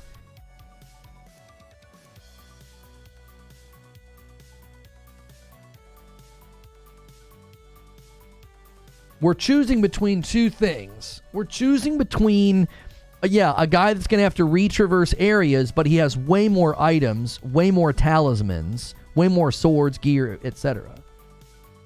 The sword and board guy, sure, but his inventory is going to be weak. He's a level 97 on his first playthrough. You have so many duplicates. I don't pay any attention.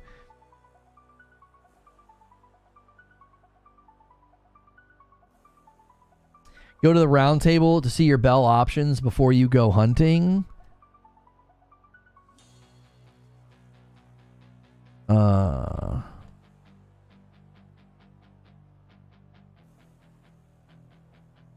One of the bearings is where Malekith is. Are you on New Game Plus yet?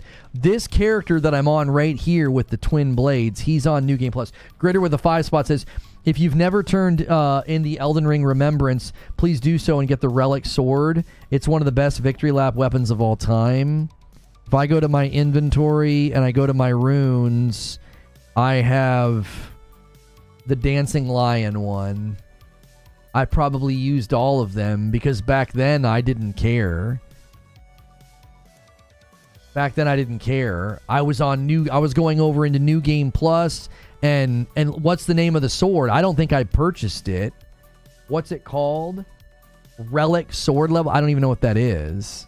I don't think I did that with the Elden Beast's Remembrance. Okay, I have a Somber Miner's bell bearing to give her, and I have Patch's bell bearing to give her. Right now, that's what I can give her. So I gave her the Somber one. I gave her Patch's one.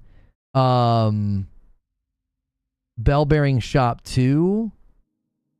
Oh, this is Patch's shop. Never mind. That's not what we need. Okay, I have no more bearings to offer. Okay, let's go in here to purchase. So yeah, I can do 1-2 smithing stone, 1-2 somber. That's it. 1 and 2 on each. So we got a lot of bell bearings to get, right? It's called Sacred Relic Sword. Okay, I don't think I have that. I'm pretty confident that back then I did not do that. I did not go and turn things in to get weapons. I didn't. Back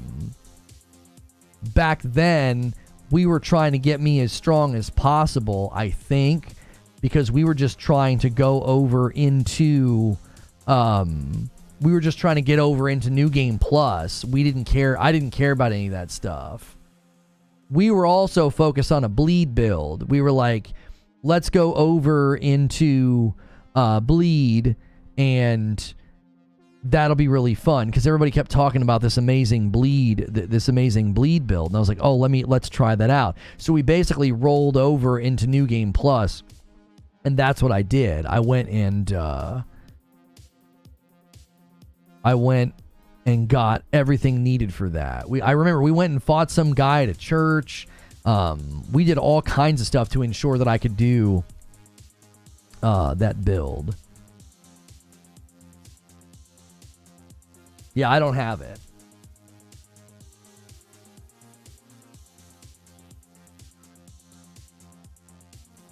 Now, as far as the sword and shield guy, he can walk up to this chick and he can buy smithing stones, I believe 1 through 6, and like somber, I forget. I put it in the Discord last night when we were talking about this.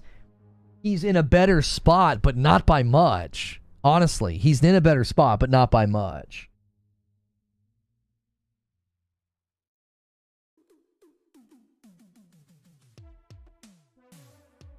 Blood for the Lord of Blood, right. Guys, if you haven't done so yet, take a second and smash the like button. Let's try to get 300 likes on the video. And if you want to make Creature and I play that cute, stupid game this Friday night, it's called Animal Party. The last couple of streams we've had with him have been hilarious. We made him play Foam Stars. We made him play Fall Guys. This week we're talking about Animal Party. It's a silly little ragdoll game. We're not going to make it. We're not going to make it. You guys are going to have to pick it up. We haven't even hit 25 yet today. So call on the big boys. Do the singles. Do what you got to do. Whole stream just turns into Lono checking weapons and respec options. Well, we said we might do this. Like, if I'm going to jump back in, I've got to have a build that I'm going to enjoy. I do. You do good bleed with really putting points in Arcane. You just need Blood Flame buff and the Blood Flame. Yeah, I'm not interested in keeping this build. I'm not interested in keeping this bleed build. I'm not.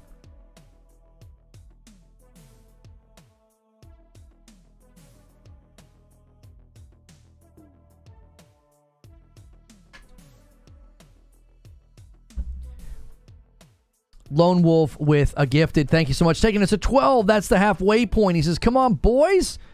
He's like, let's get this goal. I think a New Game Plus character is the way to go. Lone Wolf gifts another one. I know what he's setting up, guys. Somebody get ready to help this man out. He's going to bump this all the way to 15, hoping somebody drops a 10 bomb. That's 13 out of 25. There's got to be a plan in place because there's decent prep work to be done. Thank you so much, Lone Wolf, with another one, taking us to 14. We'll see if anybody tag teams with him. He tried this yesterday to stoke the fires. What I'm saying is you don't have to keep the build. You can still do really good bleed without building into bleed. Oh, okay. And there it is. He takes us to 15 out of 25. Thank you so much.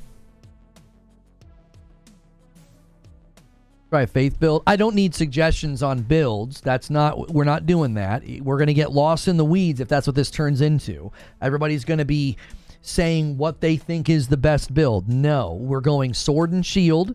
We're going, I'll probably want to use square off. I really liked using square off on my sword and shield run that I did. I want sword and shield, square off, and then I'll use a lot of guard counter. That's what we're trying to do. We're trying to get a character to that build. And currently, if we were to do that with my New Game Plus character, the worry is, the worry would be that we would have to go and get all these bell bearings so that I could utilize an NPC to level up gear when I find it. Yo, a gifted from Lee Stills. He jumps in the ring and helps out with the member count. Thank you so much, Lee.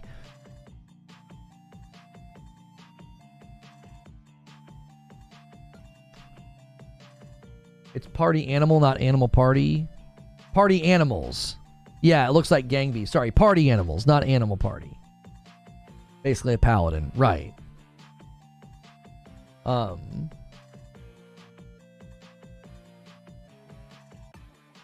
Final verdict, the DLC is too easy for me. I was beating every boss naked, no armor. Sure.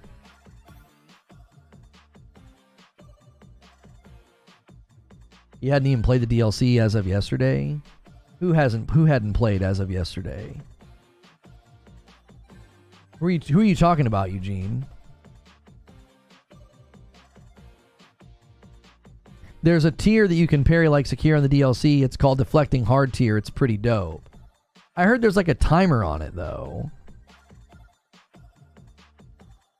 I'm going in on New Game Plus, level 202. Very early in it so far, but the Flaming Giant at the start was kicking my sorcerer's butt thanks to me having 0 of the Shadow Blessings. Yeah. He's definitely there to... He's the new Tree Sentinel. And a 5-bomb from Therapy Quantified. Thank you so much. Taking us to 21 members on the day. I appreciate it so much. Chris, yes, he can. He can remove the skill from the shield.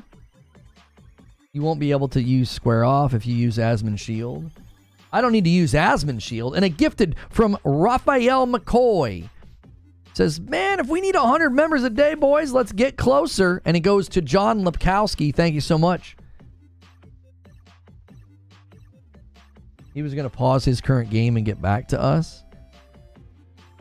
Oh, yeah, claiming that he's beating all the bosses, no problem, and he's naked. Yeah, it's obvious when someone's trolling and lying.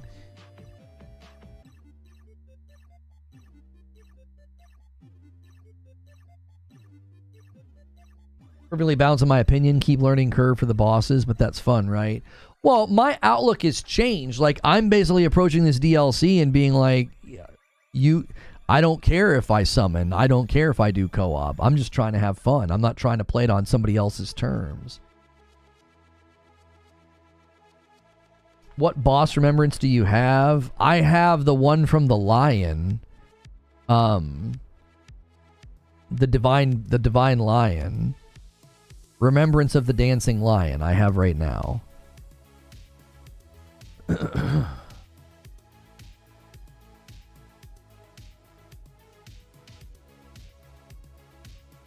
Eugene says, I did it last night. Yes, you can. Fingerprint shield is not somber. I played it and beat bosses I wasn't supposed to fight. Okay, good for you. You're the best player. No, you're the best player. Nobody cares. Like, that's not what we're discussing. I don't care. If you're beating this DLC naked and you think it's easy, good for you, man. I feel like you would be uploading those. You could upload that gameplay and have tons of views right now if that were true. Come on, dude. I've not seen anybody playing through the DLC naked and saying that it's easy. Like, get out of here. A 5-bomb from Silent Spartan. Agent of Chaos takes us to 27. I now owe you guys 5 members. Thank you so much. There it is. That's basically your first 100 members of the week. You guys got 76 yesterday, and you're well on your way. Let me gift the 5 that I now owe you guys.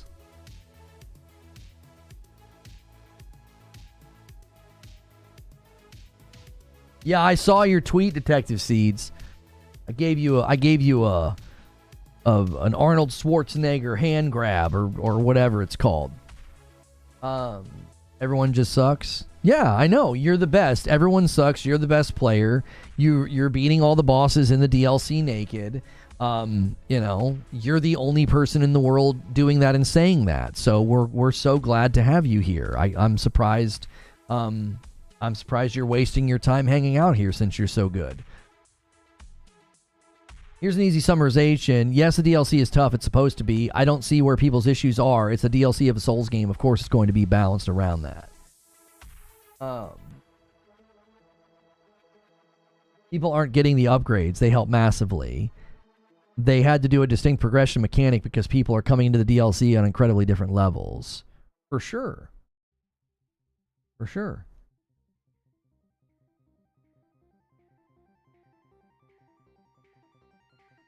Yeah. We do want to say that, guys. Detective Seed saying his cancer's gone. He's in full remission. I gave him a little response on Twitter. Glad to see it, dude. Glad to see it. As a member of this community, you know, he's been here. He's been contributing. He's the man. I mean, I probably have a sword we could just start with, honestly. If I'm trying to do a sword and shield build to get started, I probably have one that's relatively good. Star Sword. I have Radon Sword leveled to 8 already. I feel like that's going to be too slow for my playstyle. I have the Bloodhound Fang at a +8. And I have the Lightning Ujigatana at 25. I have the Keen Nakagiba at 25. And then I have the Godskin Peeler at 22. The Pole Blade at 10. So if I was going to go sword and shield, we have a couple of swords we could start with that are +8s. Beating cancer, almost as good as beating Elden Ring DLC naked. Yeah, they're close. They're close. Dex build. It doesn't really matter to me. It doesn't really matter to me which way we lean. You can change those katanas.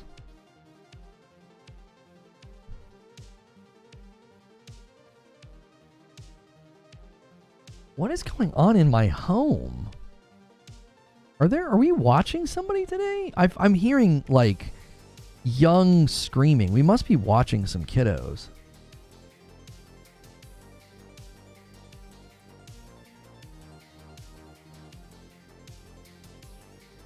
You're going to want to get those to +24 if smithing and +9 if somber.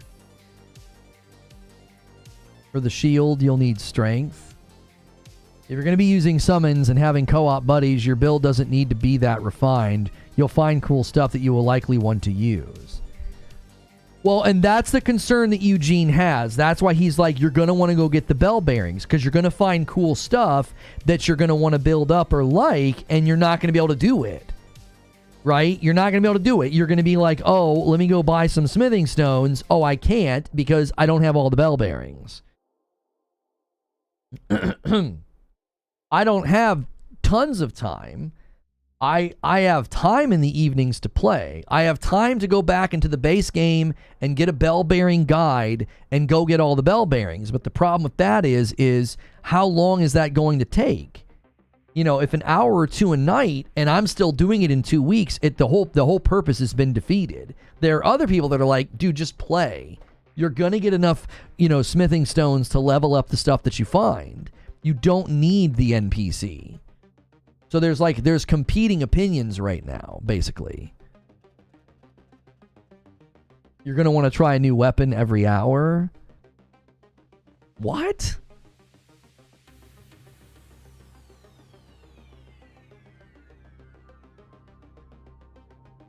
I would go with the thrusting sword.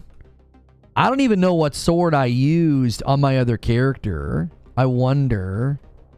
Let me boot him up and see what sword I was using. You need the NPC. Do you have the mats on the New Game Plus character to get a weapon to +10 or +25? I don't think so. I have the runes to buy stones, but I can't buy stones. That's the problem. I rolled the character over before they made that change. So he rolled over and didn't bring any of his upgrade materials with him. I probably had a pile, I actually think if my memory is correct, yeah, in my Sword and Shield game, I'm using a Lord Sworn's heavy straight sword. It's a plus 18. Couldn't I give this to somebody and then you give it back to me on my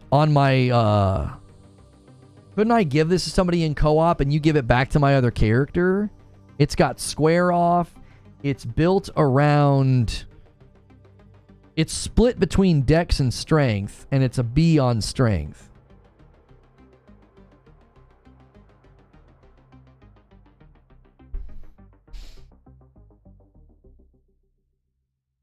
You don't need them at plus 10 or plus 25. I mean, arguably, I could level it up even more before giving it to somebody. You had the bearings, you bought the materials, you rolled over, and you lost the bearings. Yeah, that's basically what happened in the past. When you did New Game Plus, that's what would happen. You would roll over and you would lose all of that. And that was and that was a huge frustration point, and that's why they patched it. Because it became a flat tire. It's like you roll over to New Game Plus and you're like, wait, I gotta go do all that again? You know, what if I find something early in the game that I want to use? Yeah, I could level it up right now. All I would need are runes. I don't think this character has any runes on him. My guy that does, oh, he has one right here. He has a hero's rune. And then a remembrance of the blasphemous.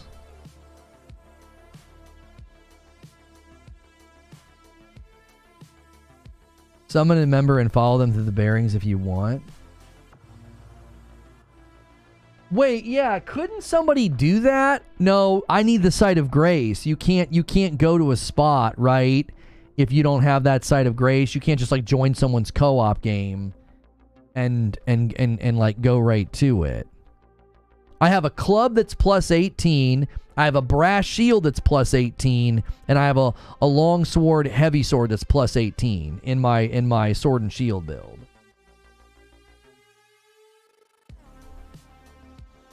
I could just give you my save. I mean, I don't want somebody else's save.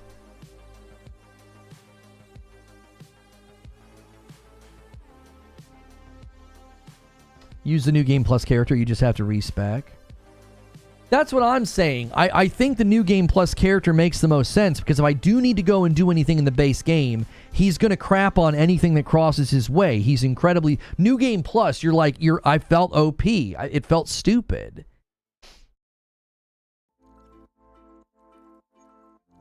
You can only pick up things from another character if you have a weapon at the same upgrade or higher. Oh, I have weapons that are higher than a plus 18. I've got a plus 22... I think. So I should be able to see it. I should be able to take it to plus 22 and still see it. I don't know why I was using this brass shield. I don't know why I liked this. I don't remember. The brass shield, I don't know why we used it. I'm not sure what drew us to it, but that's what I'm using. I've got a plus 18 club, a plus 18 Lord Sworn heavy straight sword, and then a brass shield. And all of these I can upgrade if I want.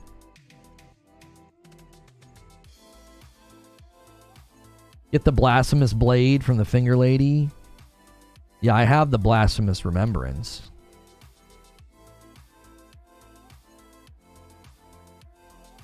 The brass shield is the best medium shield. Okay, maybe that's why I was using it.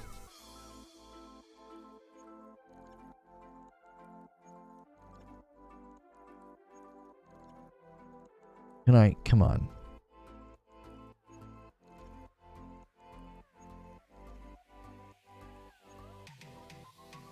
This here, you're saying the blasphemous blade? What does this do? Oh, it uses it has Taker's Flames, 30 FP. It's a D on Strength, Desk, Faith. I would have to read. Obviously, he wouldn't use it, but I don't know if this is the type of sword I would want to use.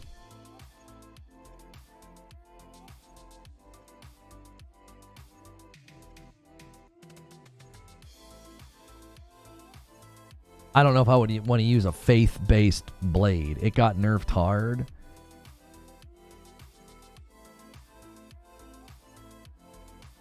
Blade carries. I'm glad I'm not the only one to see that I overthink crap like this. By this point, I'd probably have 2 spreadsheets. It's a tracking AoE. It's very good. That's not going to fit your build. Yeah, that's not going to fit my build. We're going for sword and board. I like square off. I like using guard counter. You know, I want to just hammer away at posture.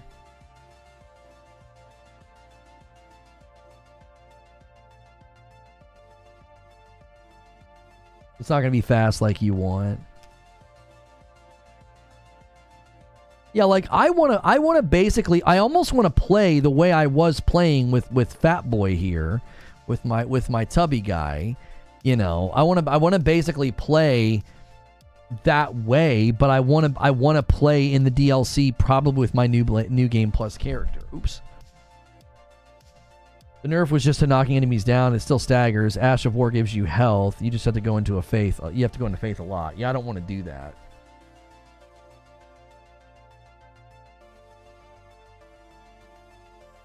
How far are you in the save? This guy is only to the fire giant. He's not very far. So he's not going to have a lot of talismans. He's not going to have a lot of anything. The new game plus guy is only to like Radon. He beat Radon. You found something better than square off. There's a flame version of it. Oh, nice. You might like the new light great swords.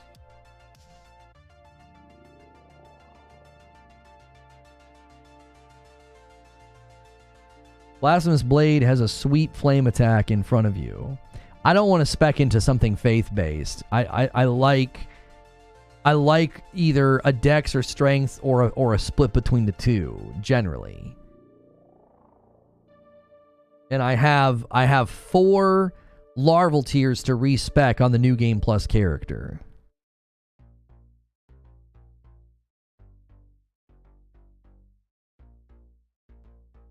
I wonder if the play would be to move through the DLC as best we can and periodically go get bell bearings in the base game or something like that. Like, I don't really know. I would need some type of an hour estimate.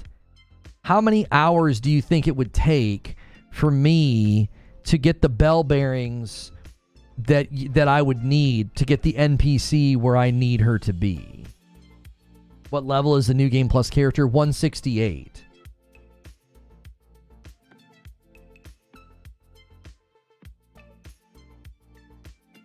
He's 168. And I don't know. I'm partial to just handing all of this gear from my sword and board guy to another player. Have that player hand all that stuff to my new game plus guy, because it's all at plus 18. That's going to give me a big head start, and then I can go get bell bearings, and then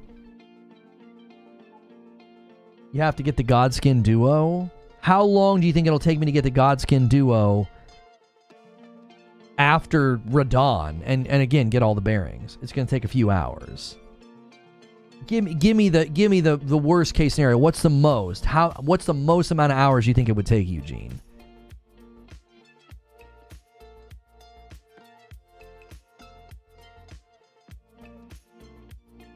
I would suggest either the Sacred Relic Sword or the Blasphemous Blade in order to take out a bunch of weaker enemies in order to handle groups.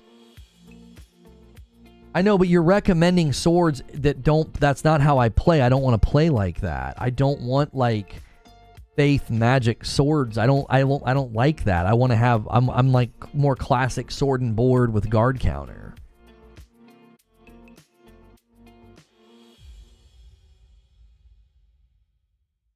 With sleep pots, like 3 minutes? What?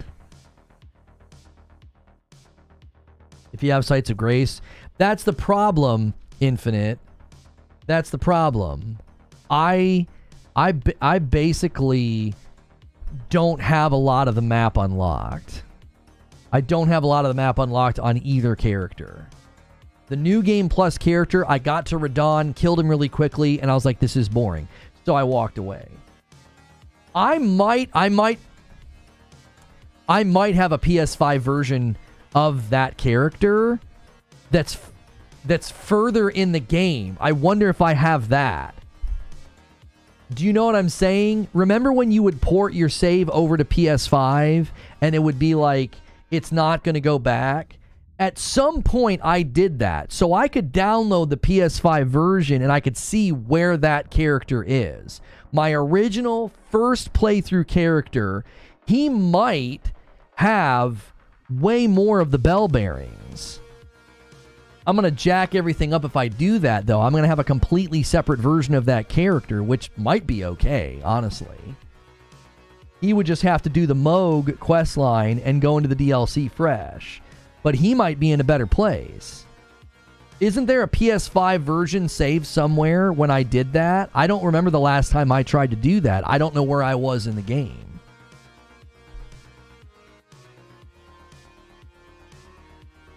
You have to kill a tree sentinel, get into Leyendell, traverse Leyendell, kill Godfrey, kill Margot, go to the Snow Mountains, kill the Fire Giant, traverse Farum Azula, kill the Godskin Duo. I just feel like the New Game Plus character is going to dump on all of those fights. He's so stupidly strong in the base game. You think it's going to take like 6 hours. I don't know when I would do that. Because we got to do, we got to do writer's room and show prep today, which takes up time. I could play a little bit. I could probably play a little bit this evening because the kids are going to have swim lessons, and I took them to swim lessons last night. We alternate so that, we can get work done. And so, I don't know.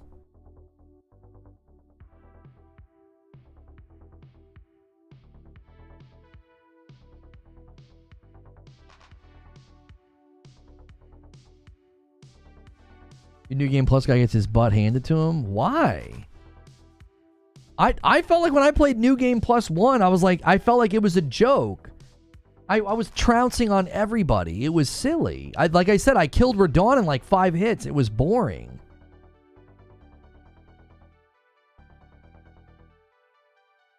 There's so much running.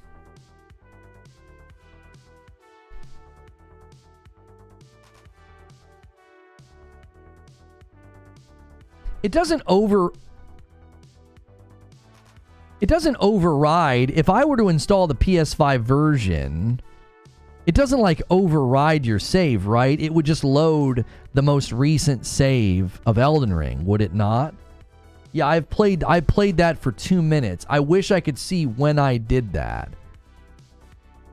I wish I could see the last time I downloaded PS5 and tested it. I swear to you, I did it on stream. I just can't remember. I was in a field and I spun around. I think I was really early in the game. I'm going to be honest with you guys. I think I was really early in the game. I want to say I was over near where you run into that samurai guy the first time. I feel like that's where I was. I don't think I was like super far in the game. I don't think I ever went. Check your save data. Oh, yeah. How do I do that? I don't get why you're playing the PS4 version. It runs better.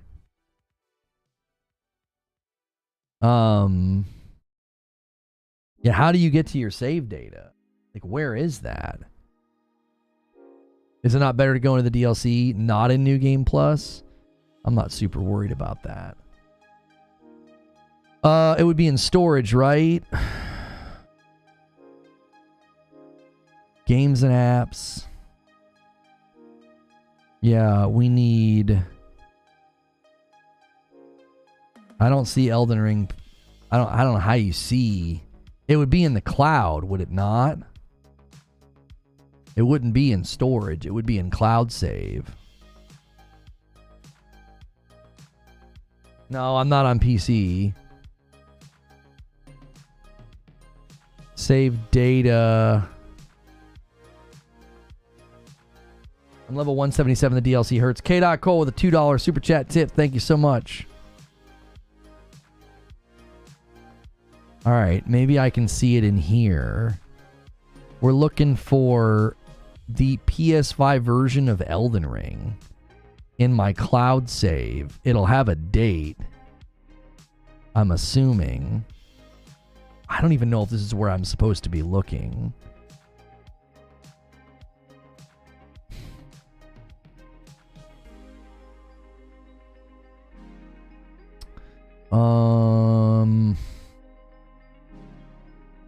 I'm telling you, I feel like we were super duper early in the game when I tried it out.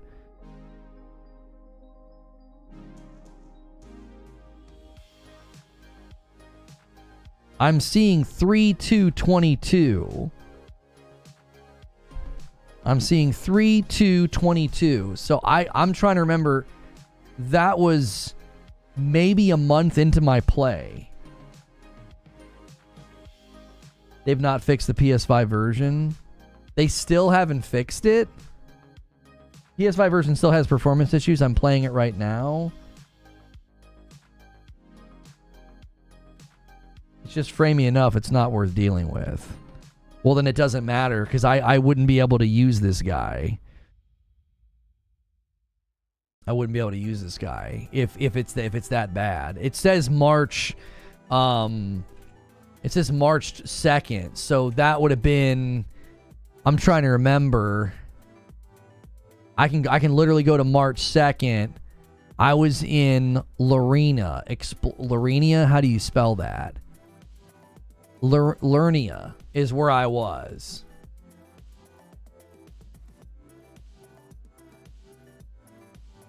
Yeah, I was not far in the game the last time I tested it out. It's right where I expected that I was. Just like an open area with water. And I remember I spun around a couple times and I was like, oh my gosh. I was like, this is freaking terrible. And it still did it. And I was like, I'm not doing this. Oh, Chad, I don't know. I think we need to go to writer's room to brainstorm more. I don't think this isn't a good show right now. We're sort of discombobulated. Henry Heck jumping back in with a member plus. Thank you so much. Is the juice not worth the squeeze? I'm just getting competing voices. And the thing that really gives me pause is like Eugene's the only one saying you're going to want to go get all the bell bearings. And he's talking about like a 6-hour commitment to go get all the bell bearings. Everybody else is like, bro, just play. You're going to get enough, stones and stuff to level up the stuff that you find. I also don't think I'm going to do the stuff that Eugene is saying. He's like, oh, every time you find a weapon, you're going to want to try it. And it's like, I don't know if I'm going to do that. I generally get pretty comfortable with the build and stick with it. And I've got gear that I could give to somebody else. I've got plus 18 sword, shield, and a club that I could give to somebody to then give to my new game plus character.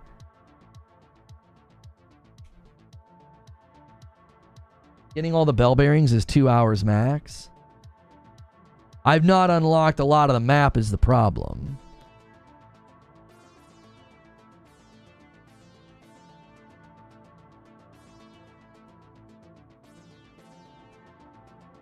There are not that many low-level upgrade stones in the base game. No, everybody's been saying the DLC feeds you so many stones that it's not a problem. No, people can't give you their stones. You can't give upgrade materials.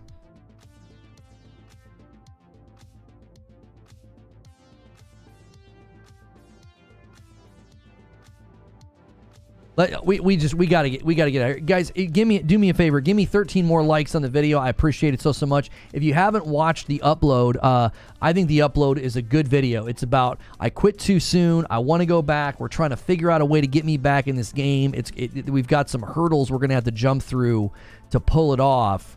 But go ahead and do that. I'll give you guys 10 minutes if you want to try to scramble with this goal. So that way we have to play Party Animals on Friday night with Creature.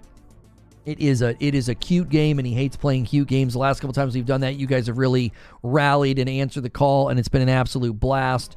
Last week, we streamed Chained Together with Hilly on Friday night for members, so be sure to check that out. If you're a gifted member, you now get access to all that content. Let me do this. Okay.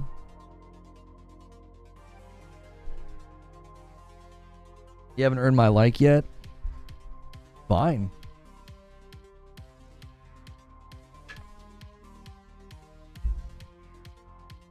You need 12 of each stone per upgrade. They run out fast. I say get the bell bearings. I don't think it'll take 6 hours. You just got to plan your route and see what you have and don't as far as graces. Yeah, I mean, I don't have hardly any graces on the New Game Plus character.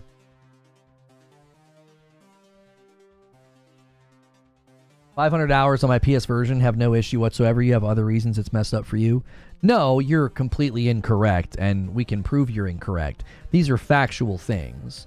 Just because you're not noticing the framey, skippy nature of Elden Ring on PS5 doesn't mean that, like, what do you have, like a magical PS5 and everybody else has a bad one? Like, anytime this subject comes up, there's always one of you in chat every time that's like, I've never had any issues on my PS5, must be something wrong with your PS5. That simply isn't true. These issues have been tracked and they exist. You're not special. Your PlayStation 5's not special. Elden Ring on PlayStation 5 has frame skipping issues and frame stutter issues. You are not immune to that. You just don't see it.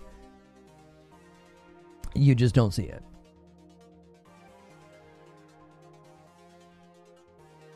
There are tracked and measured frame issues on PS5. We have been through this so many times. I'm going to be immediately dismissive of somebody that acts that way because it's like, it's just irritating. It's like, people have been talking about this since the game came out. It was never properly fixed, and you're not some special person that doesn't have the issues. Yeah, it's not unplayable, Angry Pete. It's not unplayable. It's just annoying. It's just super annoying. This is what we're dealing with on the map. What's going on here? Move. Oh. This is the New Game Plus that we're dealing with. This is what we're dealing with on the map. So we would have to come here to Windmill Village and then move through to get all the bell bearings. That's what we're facing. Accusing me of lying? No, you're also bad at listening. I didn't say you were lying. I said you're just not noticing them. Just because you don't notice frame skips and frame stutters doesn't mean they're not happening. Like, so you're bad at seeing them and you're also bad at listening. I didn't say that you were lying. The frame skipping issues and the frame stutter issues in Elden Ring on PS5 has been measured and tracked since the game came out. You aren't special. Your PlayStation 5 isn't special. It's happening. You're just not seeing it. You're not. We've been through this every time I've talked about Elden Ring. And I always have somebody in my chat who claims, there must be something wrong with your PS5. I don't have any issues. Sure, you're right. Yeah, sure, Jan. Like, okay, your PlayStation 5 is special. You do have a site of grace close to the capital city.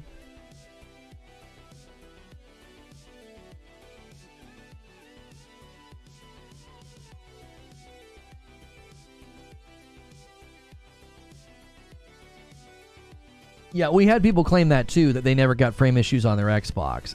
It simply isn't true. The issues are tracked. The issues exist. It's the frame skipping issue in the game is a real thing, and it's just never been fixed. I went out of my way to make up a lie about not experiencing issues on PS5. Yeah, okay. You once again are proving that you are a bad listener. Nobody, I'm going to repeat it one more time. You are really struggling. Nobody is saying you're lying. Listen carefully. Listen very carefully. You aren't noticing it. That doesn't mean it's not happening. Maybe your television is doing some kind of VRR, variable refresh rate, or some kind of smoothing effect, so you're not noticing them. That doesn't mean they're not happening. So you call me a liar? You guys are both displaying an amazing amount of just stupidity. I don't know what else to call it. No one's calling you a liar. Like, I can't believe this is this hard for you to understand. I feel like you're either clip farming or you're just being willfully ignorant. The frame skipping and the frame stuttering issues in Elden Ring are tracked and reported on, measured, and they happen still to this day. Just because you don't notice it doesn't mean it isn't happening. You said what I said isn't true? You saying you don't see it is not a matter of truth or falsehood. It's a matter of you're just not seeing it. It happens. I've had people tell me that. I've had friends of mine tell me that. They're like, I don't notice any issues. They just don't see it. You're not lying. You just don't see that it's happening. That's my point, is don't insinuate that like, oh, there's something wrong with your PS5. My PS5 doesn't do that. No. Now you're trying to make an objective truth claim. No, your inability to detect it doesn't mean it isn't happening. This is something that's been happening in Elden Ring since the launch of the game, and it's never been patched out. It's never been fixed. Your console isn't special. Your console's not immune to the problem. You just aren't noticing it. Nobody is calling you a liar. Like, a lot of the times, again, your TV could have some kind of a smoothing effect on it or some setting that makes it harder to detect, but it 100% happens. Yeah, if you don't see it, great. But don't insinuate that, like, well, it doesn't happen on Xbox or it doesn't happen on my PS5. No, it happens. You just don't see it. There's a giant difference between the two. I get tons of frame drops on the PS5, especially in big boss battles. I mean, I'm playing the PS4 version on the PS5, and I got frame drops in the Divine Lion fight. It was bad. I was like, oh my gosh. VRR makes a big difference? Yeah, your TV could literally just be running VRR and you just don't notice it. That doesn't mean it isn't happening. That's the point. Like, I was only pushing back on the notion that, like, oh, it must be something with your PlayStation 5. No, that's not a thing. Like, one person's PlayStation experiences it and another doesn't. That's never been a thing. That's not possible. The only way that would be possible is if for some reason maybe you hadn't downloaded the update yet or something.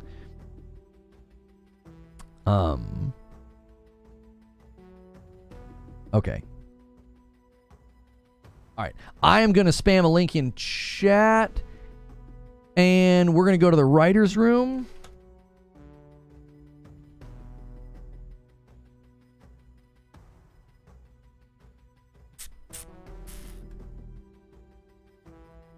All right.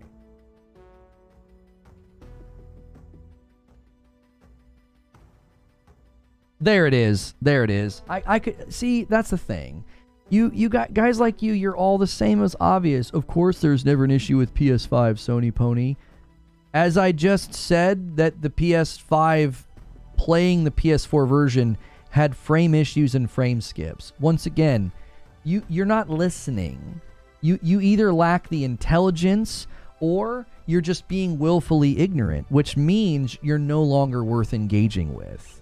It just isn't worth talking to you. It isn't.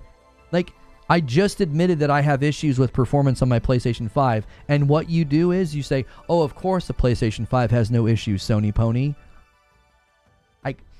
It's got to be really hard. It's got to be really hard to go through life choosing to be dumb. Like, there's no reason to choose to be dumb. Like, just listen to what people say.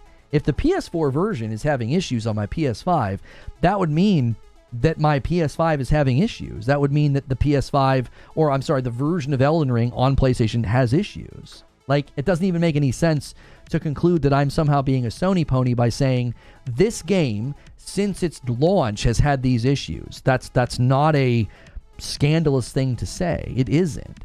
I honestly think people like you just don't see it, and so then you dismiss anybody saying it's happening, which is just, that's just ignorant. Like, performance issues in games exist. Your inability to see it is your own issue. It's that simple. It's like, there's videos on this, there's breakdowns, there's consumer complaint about this. This isn't something that we're just making up. It existed on PC really bad at the launch date. Like, I played it on PC on launch date. It was rough. It's an Elden Ring issue. It's not a console or a PC issue. It's not a PlayStation versus Xbox issue. It's the game itself. It's actually the game. It's not anybody's console or PC. You know, it's not your console of choice. That has nothing to do with it.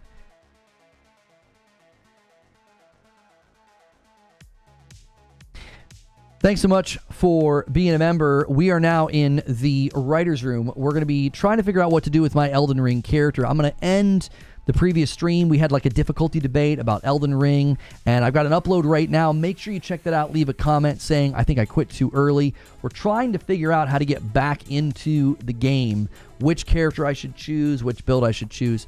So I'm going to end the previous stream and bring people over with redirect, and then I'll make sure and change that thumbnail so it doesn't display live.